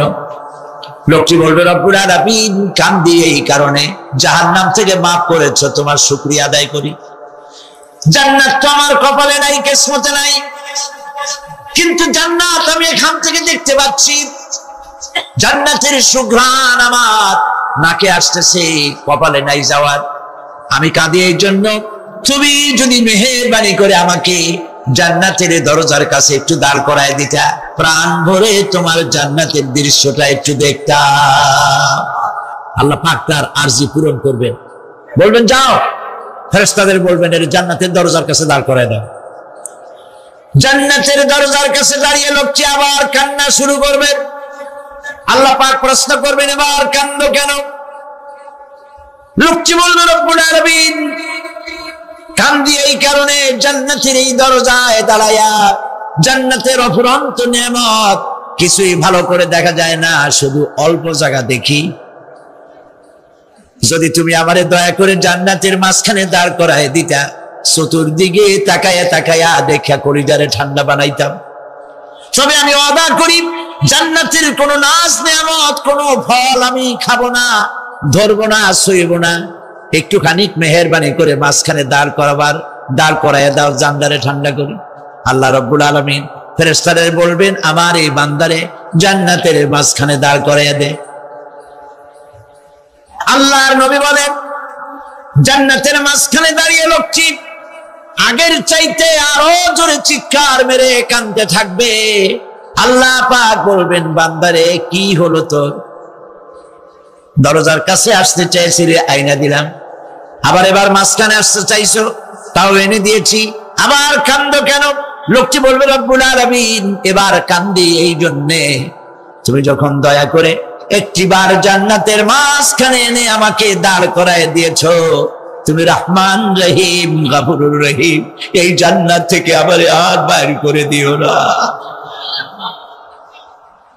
আল্লাহ রাব্বুল আলামিন বলবেন, ও আমার বান্দারে, আমার এই জান্নাত তোর খুব পছন্দ হয়েছে নাকি? লোকটি বলবে, রব্বুল আলামিন, কলিজা ঠান্ডা হয়ে গেছে, ভাবতেও পারি না এই জান্নাত এত সুন্দর। আল্লাহ পাক বলবেন, বান্দারে, এরকম একটি নয়, দুইটা নয়, তোর জন্য আমি 10টা জান্নাতে এরকম রিজার্ভ করে রাখছি। সুবহানাল্লাহ। আল্লাহ পাককে ভয় করে পৃথিবীর সমস্ত পাপ থেকে যারা নিজেকে রক্ষা করবে, আল্লাহ তাদের জন্য এই জান্নাত রেখে দিয়েছেন। সুবহানাল্লাহ। সেই জান্নাতের রিসিপশন আপনারা আন্দাজ করতে পারবেন না, রিসিপশন কারে কয়। কি এর প্রধানমন্ত্রী আর প্রেসিডেন্ট, 4-5টা পুলিশ আর আর্মি এসে একটা ফট করে সেলুট মারলো, বাস শেষ হয়ে গেছে, এরকম না। জান্নাতীদেরকে রিসিপশন দেওয়া হবে। জান্নাতীরা যখন আল্লাহর হুকুমে জান্নাতের দিকে যেতে লাগবে, আর যখন জান্নাতের কাছে চলে যাবে, আল্লাহ রাব্বুল আলামিন শোনায় দিচ্ছেন, হাত্তা ইযা জাউহা ফুতিহাত আবওয়াবুহা ওয়া ক্বালা লাহুম খাযানাতুহা সালামুন আলাইকুম তিবতুম ফাদখুলুহা খালিদিন। সুবহানাল্লাহ। জান্নাতীরা যখন জান্নাতে প্রবেশ করার দরজার মুখোমুখি হবে, দ্বার রক্ষীগণ তখন বলবে, সালামুন আলাইকুম, আল্লাহর শান্তি তোমাদের উপরে বর্ষিত হোক। সুবহানাল্লাহ। দুনিয়ার টাটকা সুখগুলি 2 পা দিয়ে ঠেলে দিয়েছো, টাটকা সুখগুলি গ্রহণ করো নাই, হারাম খাও নাই, আল্লাহর দ্বীন কায়েমের জন্য রক্ত দিয়েছো, জীবন দিয়েছো, কষ্ট করেছো, আল্লাহকে ভয় করেছো। আমাদের সালাম গ্রহণ করো, জান্নাতের মধ্যে ঢুকে যাও চিরকালের জন্য। সুবহানাল্লাহ। আর বাইরে হওয়া লাগবে না, চিরকাল এই জান্নাতের মধ্যে তোমরা বসবাস করতে পারবে। আল্লাহ রাব্বুল আলামিনের ফেরেশতারা বলে দিবেন। জান্নাতের মধ্যে আল্লাহ পাক হুরদের সঙ্গে জান্নাতীদের বিয়ের ব্যবস্থা করে দিবেন। কোরআনে কারিমে আল্লাহ পাক বলেন, মুত্তাকিইনা আলা সুরুজিম মাসফুফাতিন ওয়া যাওয়াজনাহুম বিহুরিন ঈন। সামনাসামনি ভাবে সাজানো সারি সারি আসন সমূহের উপর তারা ঠেস লাগায় বসে থাকবে, আর আল্লাহ রাব্বুল আলামিন হুরদের সাথে জান্নাতীদের বিয়ের ব্যবস্থা করে দিবেন। যেসব হুরের সঙ্গে বিয়ে হবে তাদের আল্লাহ পাক বিবরণ দিচ্ছেন কি রকম হবে তারা। লাম ইয়াতমিসহুন্না ইনসুন ওয়ালা জান। এর পূর্বে জিন এবং ইনসান এদেরকে কেউ স্পর্শ করে নাই। কিরকম তারা? كأنهن الياقوت والمرجان, যেমন ঝিনুকের ভিতরে মণিমুক্তা থাকে এইভাবে আল্লাহ পাক তাদেরকে পবিত্র করে রেখে দিয়েছেন। আমার প্রিয় ভাইরা, আল্লাহ রাব্বুল আলামিন কোরআনে কারীমের ভিতরে বলেছেন ফাবিআইয়ি আলা'i রাব্বিকুমা তুকাযযিবান। জান্নাত দান করে আল্লাহ পাক এবার জান্নাতীদেরকে সম্বোধন করে বলবেন, ইয়া ইবাদি লা খাউফুন আলাইকুমুল ইয়াওমা ওয়ালা আনতুম তাহজানুন। হে আমার বান্দারা, লা খাউফুন আলাইকুমুল ইয়াওম, আজ আর কোনো ভয় নাই। সুবহানাল্লাহ, সুবহানাল্লাহ। আজ আর কোনো ভয় নাই, কোনো চিন্তাও নাই, আরামে এই জান্নাতের মধ্যে বসবাস করো। এরপরে আল্লাহ পাক জিজ্ঞেস করবেন, ও আমার জান্নাতীরা, আমি যেসব ওয়াদা করছিলাম আমার ওয়াদা মোতাবেক সমস্ত নিয়ামত পেয়েছো? তারা বলবে হ্যাঁ পেয়েছি, সব নিয়ামত আপনার ওয়াদা মোতাবেক সব পেয়েছি।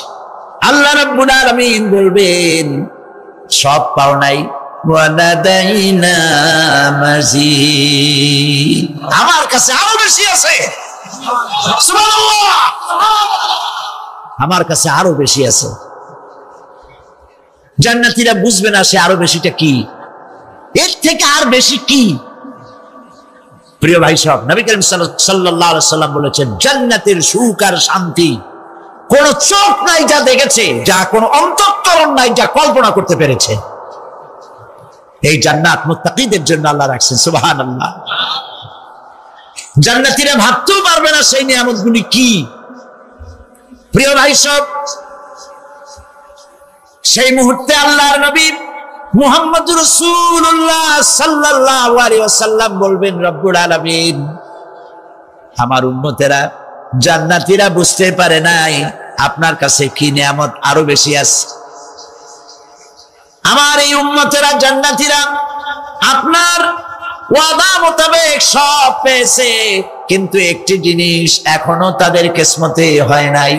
সেই জিনিসটা হলো, যারা তার রবকে না দেখে শুধু কোরআন আর হাদিসের কথা শুনে আরবের ঘুম হারাম করে তাহাজ্জুদের নামাজ আদায় করেছিল, চোখের পানি ফেলেছিল, যারা জান্নাত দেখে নাই, জাহান্নাম দেখে নাই, আপনাকে ভয় করে যারা জীবন পরিচালনা করেছিল, যারা আপনাকে দেখে নাই, না দেখে শুধু কোরআন হাদিস বিশ্বাস করে যারা অকাতরে নিজেদের জীবন বিলায় দিয়েছিল, এই জান্নাতীরা এখন পর্যন্ত তার রবকে দেখতে পারে নাই।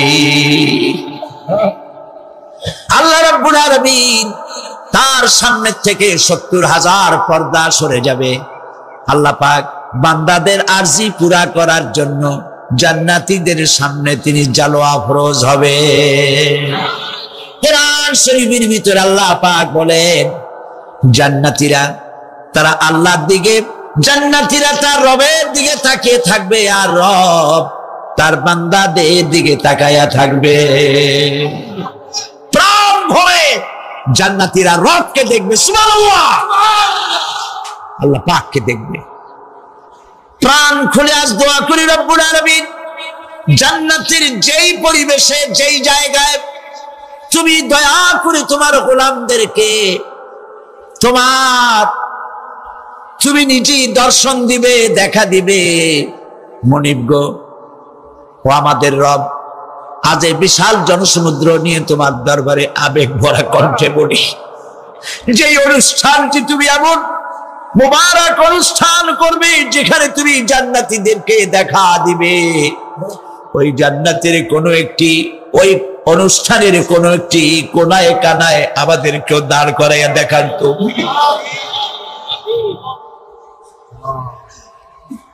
প্রিয় ভাই সব, আল্লাহ রাব্বুল আলামিন মানুষের সামনে এত সব নিয়ামত রেখেছেন, এই জান্নাত দান করবেন। এরপরে আল্লাহ রাব্বুল আলামিন কোরআনে কারীমের মধ্যে বলেছেন, রব্বি রব্বিস সামাওয়াতি ওয়াল আরদি ওয়া মা বাইনাহুমার রাহমানি লা ইয়ামলিকুনা মিনহু খিতাবা। এসব পুরস্কার রয়েছে তোমাদের সেই রবের পক্ষ থেকে যিনি আকাশ আর জমিনের মালিক। সুবহানাল্লাহ বলবেন না? যার সামনে কথা বলার ক্ষমতা কারো হবে না। এটি একটি মারাত্মক কথা। কিয়ামতের দিন আল্লাহর দরবারে কেউ কথা বলতে পারবে না আল্লাহর নির্দেশ ছাড়া। একটি আকীদা পরিষ্কার করে নিয়ে যান আপনাদের। সে আকীদাটা এভাবে পরিষ্কার করুন, কোন পীর সাহেব, কোন খাজা বাবা, কোন মাওলানা, কোন মুহাদ্দিস, কোন বুজুর্গ আপনাকে সুপারিশ করতে পারবে না যদি না আল্লাহ পাক তাকে কথা বলার তৌফিক না দেন। মনে থাকবে এটা। আয়াতুল কুরসির ভিতরে আমরা পড়ি, মান যাল্লাযী ইয়াশফাউ ইনদাহু ইল্লা বিইذনিহি। আল্লাহ পাক বলেছেন কিয়ামতের দিন আল্লাহর দরবারে কার সাহস আছে কথা বলতে পারে? মান যাল্লাযী ইয়াশফাউ ইনদাহু ইল্লা বিইذনিহি। আল্লাহর অর্ডার ছাড়া, হুকুম ছাড়া আল্লাহর সামনে কথা বলার সেদিন কেউ থাকবে না। সুবহানাল্লাহ। কেউ কথা বলতে পারবে না। সুপারিশ করতে হবে আল্লাহ যারে বলেন তুমি করো, অমুকের জন্য করো, সেই ব্যক্তি শুধু তার জন্যই করতে পারবে, আর কেউ কথা বলতে পারবে না। সেই কঠিন হাসরের ময়দান যেদিন শুধুমাত্র আল্লাহ পাক কথা বলবেন, আর যারে বলতে বলবেন সেই কেবলমাত্র বলতে পারবে। সুপারিশ এটি আল্লাহ পাক কিয়ামতে পারমিশন দিলে বলা যাবে। হযরত ইব্রাহিম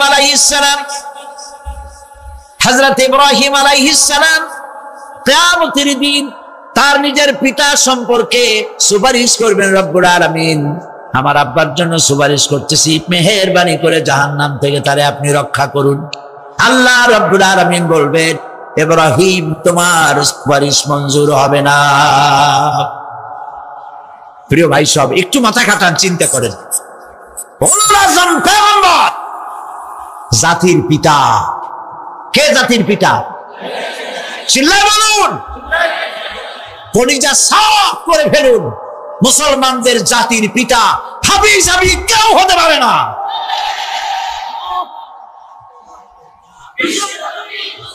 মিল্লাতা আবিকুম ইব্রাহিম।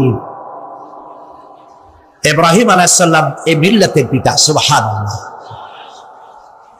হযরত ইব্রাহিম আলাইহিস সালাম কিয়ামতের দিন বলবেন, আল্লাহ আমার আব্বার জন্য সুপারিশ করছি। আল্লাহ পাক বলবেন মঞ্জুর হবে না।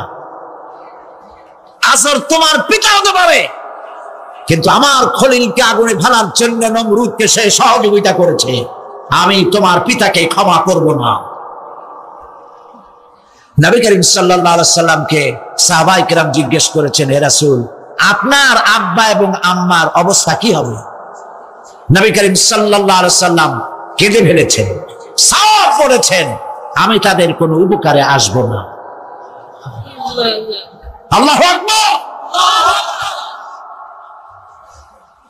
আপনি মনে করছেন নাকি যে ইয়া নবী সালাম আলাইকা বলি অমনি নবী সুপারিশ পাবেন? এত সহজ। কতগুলো রসগোল্লা খাইলেন আর বড় একটা মিছিল করলেন আর অমনি চলে যাবেন? পৃথিবীর সব মানুষ, সাহাবায়ে কেরাম বাদ দেন, পৃথিবীর সমস্ত মানুষ একত্রিত হয়ে আবু তালেব রাসূলুল্লাহকে যে ভালোবেসেছেন, ওর 1000 ভাগের 1 ভাগও সারা দুনিয়ার মানুষ রাসূলুল্লাহকে ভালোবাসতে পারবে? পারবে?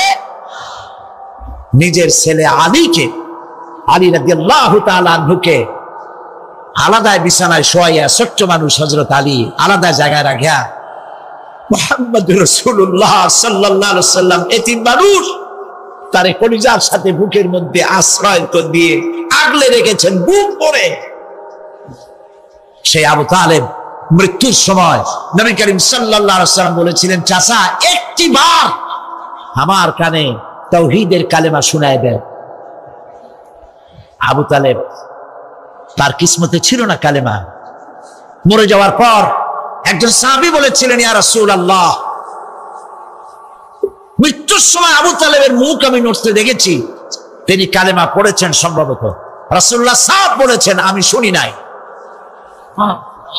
এত ভালোবাসার পরেও হাদিস শরীফে এসেছে আবু তালেব জাহান্নামে যাবে। কোথায় যাবে? জাহান্নামে। সবচাইতে কম আযাব হবে কার? আবু তালেবের। কম আযাবটা কি? হাদিস শরীফে এসেছে কম আযাব হলো জাহান্নামের আগুন দিয়ে এক জোড়া জুতা তৈরি করে আবু তালেবের পায়ে পরিয়ে দেওয়া হবে।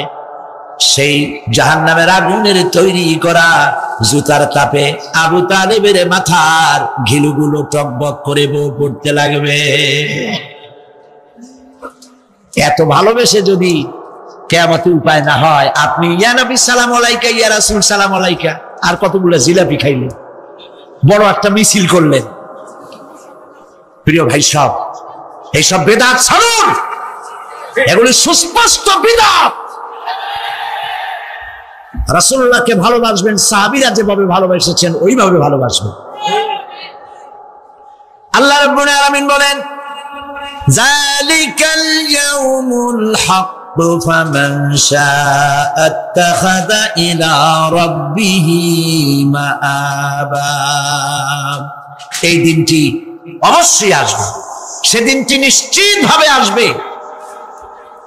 আর এখন যার ইচ্ছা সে তার রবের দিকে অগ্রসর হোক। ইন্না আনজারনাকুম আযাবান করিবান ইয়াওমা ইয়ানজুরুল মার'ু মা কদ্দামাত ইয়াদাহু ওয়া ইয়াকুলুল কাফিরু ইয়া লাইতানি কুনতু তুরাবা। ইন্না আনজারনাকুম আযাবান করিবা, খুব নিকটবর্তী একটি আযাব সম্পর্কে আমি তোমাদেরকে সতর্ক করে দিলাম। কে বলতেছেন? আল্লাহ পাক। লক্ষ্য করুন আল্লাহ কি বলছেন, খুব নিকটবর্তী একটি কঠিন শাস্তি, আযাব অর্থাৎ কিয়ামত, এ সম্পর্কে আমি তোমাদেরকে সতর্ক করে দিলাম। ইয়াউমা ইয়ানজুরুল মার'ু মা কদ্দামাত ইয়াদাহু, সেদিন প্রত্যেকটি লোক যা সে পাঠিয়ে দিয়েছিল এখানে, অর্থাৎ যা করেছিল সেগুলি সে দেখতে পাবে।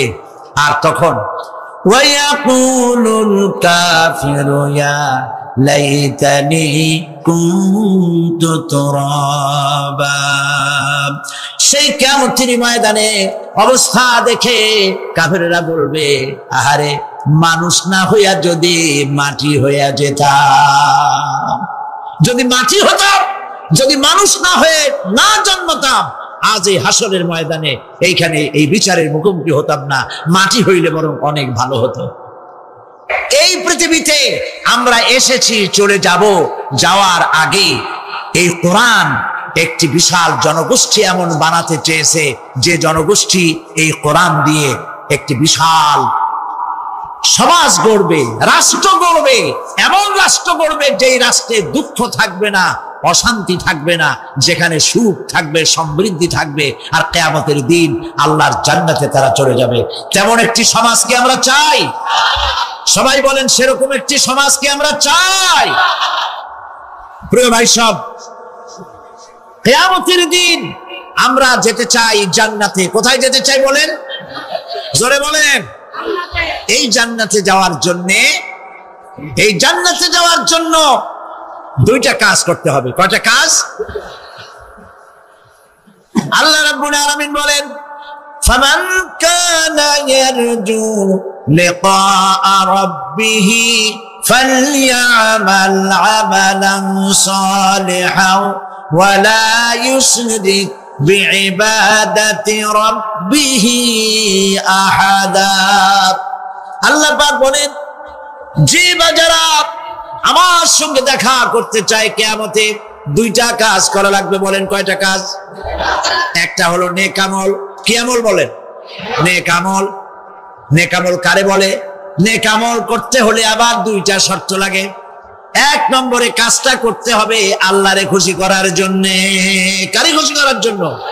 একটা মাদ্রাসা বানাইছি যাতে লোকেরা বলে যে বড় একটা মাদ্রাসা বানাইছি, এই জন্য মাদ্রাসা বানাবেন। মসজিদ বানাবেন হসপিটাল বানাবেন, যা কিছু করেন, নিয়ত হবে আল্লাহকে খুশি করা। নিয়ত হবে কারে খুশি করা? আল্লাহ পাককে খুশি করা। এই হলো নেক আমলের প্রথম শর্ত। কাজ হবে আল্লাহকে খুশি করার জন্য। 2 নম্বরে কাজটি হতে হবে সুন্নতে নববী সাল্লাল্লাহু আলাইহি ওয়াসাল্লামের উপরে। মনে থাকবে, দাড়ি রাখবো কেন রাখবো? রাসূলের সুন্নাত। রাখবো কারে খুশি করার জন্য? আল্লাহ খুশি করার জন্য। রাখবো কার মতো? রবীন্দ্রনাথের মতো, কার্ল মার্কসের মতো, কবির মতো নয়। রাখতে হবে কার মতো? নবীর মতো। বুঝে নেন, কাজটা হতে হবে আল্লাহকে খুশি করার জন্য। 2 নম্বরে কাজটা হতে হবে সুন্নতে নববী সাল্লাল্লাহু আলাইহি ওয়াসাল্লামের উপরে হতে হবে। তাহলে এই হলো 1 নম্বর। জান্নাতে যাওয়ার জন্য, আল্লাহর সাথে দেখা করার জন্য 1 নম্বরের কাজ হলো নেক আমল। বলেন 1 নম্বরের কাজ কি? 2 নম্বরের কাজ ওয়ালা ইউশরিক বিইবাদাতি রাব্বিহি আহাদা। আল্লাহ রাব্বুল আলামিনের ইবাদতের সাথে কাউকে শরীক স্থাপন করা যাবে না। আমরা যারা মুসলমান, অধিকাংশ মুসলমান শিরকের ভিতরে মুবতালা হয়ে আছে। বিশ্বাস করেন কিনা বলেন? কাফেররা তো মুশরিক আছেই, ওরা তো মুশরিক আছেই, কিন্তু আমরা মুসলমানেরা আমাদের আমলের মধ্যে, আমাদের অজান্তে সবের নিয়তে অনেক শিরক আমরা করে বসি। নাউজুবিল্লাহ, বলেন নাউজুবিল্লাহ। এই জন্য আমি বারবার সতর্ক করি, নিজেকেও করি, আপনাদেরকেও করি। এই কারণে করি, শিরকের গুনাহ আল্লাহ মাফ করবেন না। ইন্না শিরকা লাযুলমুন আযীম। শিরক মস্ত বড় অপরাধ, জুলম, আল্লাহ মাফ করবেন না। আল্লাহর কাছে কান্দে কান্দে মাপ চাওয়া লাগবে যে আল্লাহ শিরক থেকে আমাকে রক্ষা করো, বাঁচাও। অনেক গোপন শিরক আছে। মাজারে যান, পীর সাহেবের কাছে যান, মনে যদি নিয়ত থাকে উনি ফু দিলে আমি ভালো হবই, উনি তাবিজ দিলে আমার বাচ্চা হবেই, উনি আমারে দয়া করলেই আমার ব্যবসায় উন্নতি হবেই, এইটার নাম শিরক। এটার নাম কি? ওয়াইজা সাআলতা ফাসআলিল্লাহ ওয়াইজা ইসতাআনতা ফাসতাইন বিল্লাহ। যা বলার আল্লাহরে বলো, আর যা চাওয়ার কার কাছে চাও? চিল্লা বলেন। কলিজাটাকে পরিষ্কার করে দেন আজকের মাহফিলে। এই কলিজায় কারো প্রতি কোনো ভয় রাখবো না আল্লাহ ছাড়া। ভয় করবো কারে বলেন? মহব্বত আল্লাহ ছাড়া, এত বেশি মহব্বত আর কাউকে করব না। আল্লাহ তাআলা আমাদের কলিজায় তোমার ভয় এবং মহব্বত দিয়ে ভরে দাও। রাসূলের মহব্বত দিয়ে আমাদের দিলকে ভরে দাও। বিশ্বাস করুন ভাই সাহেব, কোরআন শরীফ আমার সামনে, বিশ্বাস করুন। দেশি পীর, বিদেশি পীর, খাজা বাবা দেশি এবং বিদেশি, কেউ আপনার ভাগ্য বদলাই দিতে পারবে না। এই পিছনে দৌড়ায় দৌড়ায় কোনো লাভ নয়। এতক্ষণ মসজিদের ভেতরে বসে আল্লাহর কাছে কাঁদে।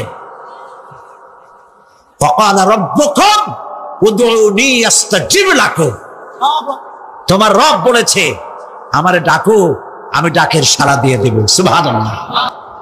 ফকির দরজার কাছে দাঁড়াইয়া দেখতে পাচ্ছে কেউ নাই, দেহরক্ষীরা দূরে দূরে দাঁড়ানো। বাদশাহ মসজিদের ভেতরে বসে হাত তুলে ঝুলতেছে আর কাঁদতেছে, চোখের পানি দিয়া দাঁড়িয়ে ভিজে ভিজে পড়ছে। এই দৃশ্য অনেকক্ষণ দেখলো ফকির। কিছুক্ষণ পর সম্রাট শাহজাহান মসজিদ থেকে বেরিয়ে আসছে। ফকির বলছে আসসালামু আলাইকুম হুজুর। তিনি বললেন ওয়ালাইকুম আসসালাম, চলে গেল। বাচ্চা বললো আমার কাছে তো কেউ আইসা কিছু না চাইয়া তো যায় না, এরা দেখলাম খয়রাতির মতো কিছু চাইলো না, বেটা ভয় করলো নাকি? হ্যাঁ আমি এদিকে আসো। আসছে। ভয় পাইছো? কয় না ভয় পাইনি। তো কিছু যে চাইলে না? ফকির বলছে জাহাপানা সত্যিই কিছু চাইতে আসছিলাম, তারপর চাইলে না কেন? ফকির বলছে জাহাপানা সারা জীবন ভিক্ষা করেছি, আর আজ দিল্লির সম্রাটের কাছে বেশি পাওয়ার লোভে এসেছিলাম, কিন্তু আপনার দশা দেখা আমার জ্ঞানের চোখ খুলে গেছে। আমি লক্ষ্য করে দেখলাম আমি সম্রাটের কাছে চাইতে এসেছি, হাত তুলি নাই, বিনয় প্রকাশ করি নাই, চোখের পানি ফেলি নাই, কিন্তু লক্ষ্য করে দেখলাম দিল্লির সম্রাট আমার চাইতেও বড় ভিক্ষুকের মতো আবার কোন সম্রাটের কাছে হাত তুলে কান্দে। আমার জ্ঞানের চোখ খুলে গিয়েছে, আমি বুঝতে পেরেছি সম্রাট কান্দে যেই সম্রাটের কাছে, তারে ছাড়া আর কারো কাছে জীবনে চাইব না। এই কথাই সূরা ফাতিহায় প্রত্যেকদিন পড়ি, বুঝি না কি পড়ি। ইয়াকা না'বুদু ওয়া ইয়াকা নাস্তাঈন। আয় আল্লাহ, একমাত্র তোমার গোলামি করি আর তোমার কাছে সাহায্য চাই, তুমি ছাড়া কারো কাছে সাহায্য চাই না। কলিজা সাফ করুন। কোন মরা পীর, কোন জিন্দা পীর আপনার মনের আশা পুরা করতে পারবে না, পারবে না, পারবে না। আল্লাহ হচ্ছেন রহমান রহিম। আল্লাহর কাছে যখন বান্দা কান্দে, গভীর রাত্রে, শেষ রাত্রে আল্লাহ রাব্বুল আলামিন প্রথম আকাশে আসেন। মুসলিম শরীফের হাদিস, প্রথম আকাশে এসে ডাকেন, ও আমার বান্দারা কে আছো? গুনাহ করে করে জীবন ভর্তি করে ফেলেছো, আমার কাছে কাঁদো। ঋণগ্রস্ত হয়েছো, ঋণ পরিশোধ করতে পারো না, আমারে বলো। কে আছো এমন জীবনটাকে বরবাদ করে ফেলেছো, অসুখ হয়েছে সারে না, আমাকে বলো। এভাবে আল্লাহ ডাকতে থাকেন। ওই সময় যে সমস্ত আল্লাহর বান্দারা আরামের ঘুমকে হারাম করে গভীর রাত্রে জেগে উযু করে তাহাজ্জুদের নামাজ আদায় করে রব্বুল আলামিনের দরবারে দুহাত তুলে কাঁদতে থাকে আর বলে, আল্লাহ যত গুনাহ করেছি আমার তো বেঁচে থাকার কথা না, তুমি বাঁচায় রাখছো। হাদিস শরীফে এসেছে, আল্লাহ বলেন, ও হাবিব, যখন একটা বুড়া মানুষ আমার কাছে হাত উঠায়, দাড়ি পাকা মানুষ, একজন দাড়ি পাকা বৃদ্ধ মানুষ যখন আমার কাছে হাত উত্তোলন করে, নবীজি বলেন ওই বুড়া মানুষটা যখন বলতে থাকে, আয় আল্লাহ রাব্বুল আলামিন, আমার এখন বয়স নাই, কামাই করতে পারি না, তাই ছেলে পেলেরা আমার চোখে দেখতে পারে না, বউর কাছে আমার কদর নাই, ছেলে পেলের কাছে আমার কদর নাই, ঘরে আমার জায়গা নাই, এখন আমি কামাই করতে পারি না, আমি এখন দাঁড়াতে পারি না, কোমর সোজা হয় না, পা চলে না, শুনতে পাই না, কান বন্ধ হয়ে গেছে, চোখে দেখি না, চোখের দর্শন শক্তিও নষ্ট হয়ে গেছে। রব্বুল আলামিন, পেছনে এত গুনাহ করেছি যে তোমার কাছে কিছু বলার মতো সাহস আমার নাই। এই বলে যখন বান্দা কান্দে, আল্লাহ রব্বুল আলামিন বলেন, এইভাবে বুড়া বান্দা যখন আমার দরবারে হাত তুলে কাঁদতে থাকে, তখন আমার শরম হয় এই বুড়া মানুষটারে কেমনে আমি খালি হাতে ফিরাইয়া দেই। আমি খালি হাতে এই বুড়াটাকে ফিরাইতে পারি না। মানুষ যখন এভাবে কাঁদতে থাকে, আল্লাহ রাব্বুল আলামিন ফেরেশতাদের জিজ্ঞেস করেন, ও আমার ফেরেশতারা, আমার এই বান্দাগুলা কান্দে কেন? সব তো ঘুমায় গেছে, ওরা কান্দে কেন? ফেরেশতা বলে, রব্বুল আলামিন, তোমার বান্দা গুনাহ করেছে, জাহান্নামের আযাব থেকে মাফ চায়। আল্লাহ জিজ্ঞেস করেন, ওরা আমার জাহান্নাম দেখছে নাকি? বলে না, দেখে নাই। ওরা আমারে দেখেছে নাকি? বলে না, দেখে নাই। আমার বেহেশত দেখেছে নাকি? বলে না, দেখে নাই। আল্লাহ বলেন, ফেরেশতারা আমার বেহেশত দেখে নাই, দোজখ দেখে নাই, আমারে দেখে নাই, শুধু আমার নবীর কথা বিশ্বাস করেছে, আমার কোরআনের কথা বিশ্বাস করে আরামের ঘুমকে হারাম করে এই গভীর রাত্রে কিভাবে কাঁদতেছে। ওদের কান্নায় আমার রহমতের দরিয়ায় জোশ মেরে গেছে। ও আমার ফেরেশতারা, তোরা সাক্ষী থেকে যা, আমার এই ক্রন্দনরত বান্দাগুলিকে আমি আল্লাহ মাফ করে দিলাম। আল্লাহ হচ্ছেন রহমান রহিম গফুর গফফার। এই হিসাবে আল্লাহকে বিশ্বাস করতে হবে, তিনি আমাদের মালিক, তিনি আমাদের মুনিব। এই আল্লাহরে মানুষ বিশ্বাস করে না। কয়েক পাতা ইংরেজি বই পড়িয়া তারপর কয় যে সব বুঝছি। বলে কি বুঝছো? কয় দেয়ার ইজ নো গড। মাথা খারাপ কথা। দেয়ার ইজ নো গড, আল্লাহ বলতে কেউ নেই, সব নাকি এমনি এমনি। এই যে আমাদের দেশে এক গরু পয়দা হয়েছে, আহমদ শরীফ, নাম শোনেন না আপনারা? আমরা বলেছি যে এটা তো আহমদ শরীফ না, এটার নাম হচ্ছে আহমাক। আহমাক শরীফ, শরীফ শরীফ মানে ভদ্র, আর শরীফ মানে দুষ্ট, আর আহমাক মানে বেকুব। ওর হচ্ছে বোকা, একদিকে বোকা আর একদিকে দুষ্ট। বোকা কেন? বোকা এই জন্য বেচারা ডক্টরের ডিগ্রি করেছে, বিশ্ববিদ্যালয়ের শিক্ষক, লেখাপড়া বিজ্ঞান ব্যক্তি, অথচ মালিক চেনে না। মালিক চেনে, কিন্তু আমাদের দেশে গরুতেও মালিক চেনে। গরুতে মালিক চেনে না। বিলের মধ্যে, খোলার মধ্যে রাতের বেলা যাইয়া আপনি ডাক দেন আপনার গরুরে, যেখানে থাকুক আপনার কাছে ছুটে আসবে, ঠিক কিনা? বাড়িতে যদি গরু তো কিছুটা ভদ্র, এই কুকুর আপনার বাড়িতে যদি শিকারী কুকুর থাকে, রাত্রিবেলায় যদি আপনার বাড়িতে আরেকজন যাই ওঠে আর যদি কাশি দেয়, তাহলে তাকে তাড়াইয়া নদী পার করে ছাড়বে না কর। আর আপনি কত রাত্রে যান, আওয়াজ দেওয়া লাগবে না, শুধু একটা কাশি দেবেন, কুকুর এসে আপনার পায়ে ল্যাজ গুলাবে, মুখ ঘষবে, ঠিক কিনা? হ্যাঁ রে আল্লাহ, কুত্তায়ও মালিক চেনে। আহমদ শরীফ এমন গরু, এমন কুকুরের চাইতে নিকৃষ্ট, মালিক রে চিনল না। জোরে কন্যা এমন কপাল পড়া। যেই লেখাপড়া শিখলে পরে স্রষ্টাকে চেনা যায় না, ওই বিদ্যা 4 পয়সা মূল্য নাই। আছে বললো আল্লাহ রাব্বুল আলামিনকে গুরু আঙ্গুল দেখায়। আল্লাহ আবার এগুলোর কিছু কয় টয়। পিঁপড়ায় যদি হাতিরে দেখে কয় যে কত বড় একখান হাতি হয়েছে, এই বলে যদি পিঁপড়া হাতিরে নিন্দা বন্ধ করে, হাতি কি তেড়ে আসে নাকি? পিঁপড়াকে তাড়াত করে করেন। মানুষ তো আল্লাহর কাছে মানুষগুলো কি কিছুই না, পিঁপড়ার চাইতেও ছোট। কিসের বড়াই মানুষে? আল্লাহ বলছেন ওয়াল্লাহুল গানিয়্যু ওয়া আনতুমুল ফুকারা, তোমরা সব ফকিরের গোষ্ঠী আর বেনিয়াত বেপরোয়া কেবলমাত্র আল্লাহ সুবহানাহু ওয়া তাআলা।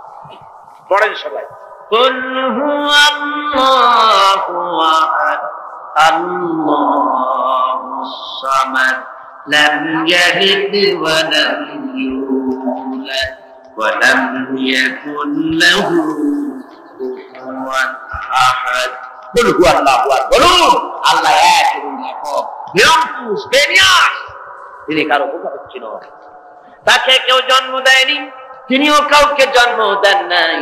আকাশ আর জমিনে আল্লাহর সমকক্ষ কেউ নাই। জোরে বলেন সুবহানাল্লাহ। প্রচন্ড ক্ষমতার মালিক। রাতকে দিন বানাতে পারেন, সাগরকে নগর করতে পারেন, নগরকে সাগর বানায় দিতে পারেন, ফকিরকে ধরে প্রেসিডেন্ট বানায় দিতে পারেন, আবার কোটিপতিকে ভিক্ষুকে পরিণত করে দিতে পারেন। যে প্রেসিডেন্ট দেখা যায় গলা থেকে শুরু করে পা পর্যন্ত ফুলের মালা দিয়ে বোঝাই, সম্মানের কোনো অভাব নাই। আবার ফুলের মালার পরিবর্তে জুতার মালা পরাইয়া জেলখানার মধ্যে ঢুকাই দিতে পারেন আল্লাহ রাব্বুল আলামিন। পারে কিনা? জোরে কোন পারে কিনা? প্রচন্ড ক্ষমতার মালিক তিনি। সব দেখেন, সব শোনেন। অবশ্য রাতের বেলায় দেখেন না নাকি? আল্লাহ কি ঘুমায়? জোরে কোন আল্লাহ ঘুমায়? লা তাখুযুহু সিনাতুন ওয়ালা নাওম, তার কোনো ঘুম নাই, তন্দ্রাও নাই, সব তিনি দেখেন এবং শোনেন। আল্লাহর উপরে এরকম ঈমান আনতে হবে, প্রচন্ড ঈমান তার উপরে রাখতে হবে, তার রহমতের উপরে ভরসা করতে হবে এবং এই কথা মনে রাখতে হবে যে আল্লাহ রাব্বুল আলামিন তিনি কেবল আমাদেরকে রহমত করতে পারবেন না, জাত করতে পারেন। ঈমান আনতে হবে আল্লাহর উপরে। আল্লাহর উপরে ঈমান আনার অর্থ হলো আল্লাহর হুকুম মানা, আল্লাহর আইন মানা, আল্লাহর বিধান মানা, আল্লাহর শাসন মানা। এই কোরআনে কারীমে আল্লাহ যেসব কথা বলেছেন সেই কথা অনুযায়ী জীবনকে পরিচালনা করা, এটাই হলো আল্লাহর প্রতি ঈমান আনা। তো ঈমান আনার কথা যেখানে আল্লাহ বলেছেন সেখানে বলেছেন ওয়াবিলুস সালিহাত। ঈমান যেখানে, আমলে সালেহের কথা সেখানে। ঈমানের কোনো দাম নাই যদি আমলে সালেহ না থাকে, আমলে সালেহের কোনো দাম নাই যদি ঈমান না থাকে। কথা বুঝে আসতেছে আপনার? দেখুন কোরআনে কারীমের ভিতরে অন্যত্র এসেছে ইন্নাল্লাযীনা আমানু ওয়া আমিলুস সালিহাতি কানাত লাহুম জান্নাতুল ফিরদাউসি নুজুলা। নিশ্চয়ই যারা ঈমান এনেছে এবং আমলে সালেহ করেছে তাদেরকে আল্লাহ রাব্বুল আলামিন জান্নাতুল ফিরদাউস দিবেন। তো এই যে ঈমান যেখানে, আমলে সালেহ সেখানে। আমলে সালেহ না হলে, অর্থাৎ নেক কাজ, সৎ কাজ না হলে ঈমানের দাম নাই। এজন্য আমি দৃষ্টান্ত দিতে গিয়ে বলি ঈমান হলো একটা এক, ওয়ান, ওয়াহিদ, এক, একটা ফিগার। ঈমান হলো এক। আর আমলে সালেহ নেক কাজ হলো শূন্য। নেক কাজগুলি কি? কথা বলেন না কেন? নেক কাজগুলি কি? শূন্য। এখন দাম কার বেশি, একের বেশি না শূন্যের বেশি? অনেকে বলে কয় যে না শূন্যের দাম বেশি। বলে কিরকম? কয় যে একের সামনে শূন্য বসলো তো একের দাম বেড়ে গেল, 1-10 হয়ে গেল, আর একটা শূন্য দিলে 1-100 হয়ে গেল, কাজে শূন্যের দাম বেশি। আমি বলি আপনার থিওরি যদি ঠিক হয় তাহলে শূন্য বসাইতে থাকেন যতদূর পারে। তো বসাইলো, একক, দশক, শতক, সহস্র, অযুত, নিযুত, কোটি, লক্ষ, পদ্ম, খর্ব, মহাখর্ব, নিখর্ব এরকম করে করে জনমের মতো শূন্য বসাই দিল। আমি বললাম আপনার এখন একের দাম, আপনার এই শূন্যের দাম তো বেশি বললেন, আমি আমার এক উঠে পকেটে ছুঁয়ে দিলাম, দেখি আপনার শূন্যের দাম কত। শূন্যের আর দাম থাকবে? কোনো দাম থাকবে না। শূন্যের মূল্য হয় একের কারণে। শূন্যের মূল্য হয় কিসের কারণে? একের কারণে। এক আছে বলে শূন্যের দাম বেশি, আর যদি এক না থাকে শূন্যের কোনো দাম নাই। সুতরাং এখন ইমান আর শূন্য হচ্ছে ভালো কাজ। ইমান আছে, একটা ভালো কাজ করেছেন 10 হয়ে গেল, আরেকটা ভালো কাজ করলেন 100 হলো, আরেকটা ভালো কাজ করলেন 1000 হলো। এ হলো আপনার চিন্তায় 1000 হয়েছে, কিন্তু আল্লাহর খাতায় অনেক বেশি হয়ে গেছে। কত হয়েছে? অনেক বেশি। কিরকম? মানুষ যখন হযরত আদম আলাইহিস সালাম আর শয়তানকে আল্লাহ রাব্বুল আলামিন যখন পৃথিবীতে নির্বাসিত করে দিলেন, শয়তান তখন বলল যে আদমের কারণে আমার জীবন বরবাদ হয়ে গেল, আমার আমল নষ্ট হয়ে গেল, ওই আদম সন্তানকে আমি জাহান্নামের ভিতরে বেশি বেশি ঢুকাই দেব, আমি হায়াত চাই কিয়ামত পর্যন্ত। আল্লাহ হায়াত দিয়ে দিলেন। শয়তান চলে আসার পরে রব্বুল আলামিন ফেরেশতাদের বললেন, আমার ফেরেশতারা, এই শয়তান যখন আমার বান্দাদেরকে কোন কুমন্ত্রণা দিবে, তখন তোমরা আমার বান্দা যখন গুনাহ করার জন্য নিয়ত করবে, তখন তার আমলনামায় কোনো গুনাহ লিখবা না, গুনাহটা করা হয়ে গেলে একটা গুনাহই লিখবা। আর যখন আমার বান্দা যদি কোনো ভালো কাজ করার নিয়ত করে, কাজটা করে নাই, শুধু নিয়ত করেছে, একের পরিবর্তে একটা নেকি লেখা দাও।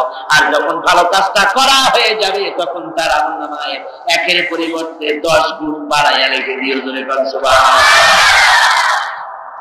সুতরাং যত ভালো কাজ করবেন আপনার আমল বেড়ে যাবে। কি বেড়ে যাবে? আপনার আমল বাড়তে থাকবে। আর আপনার ঈমান নাই।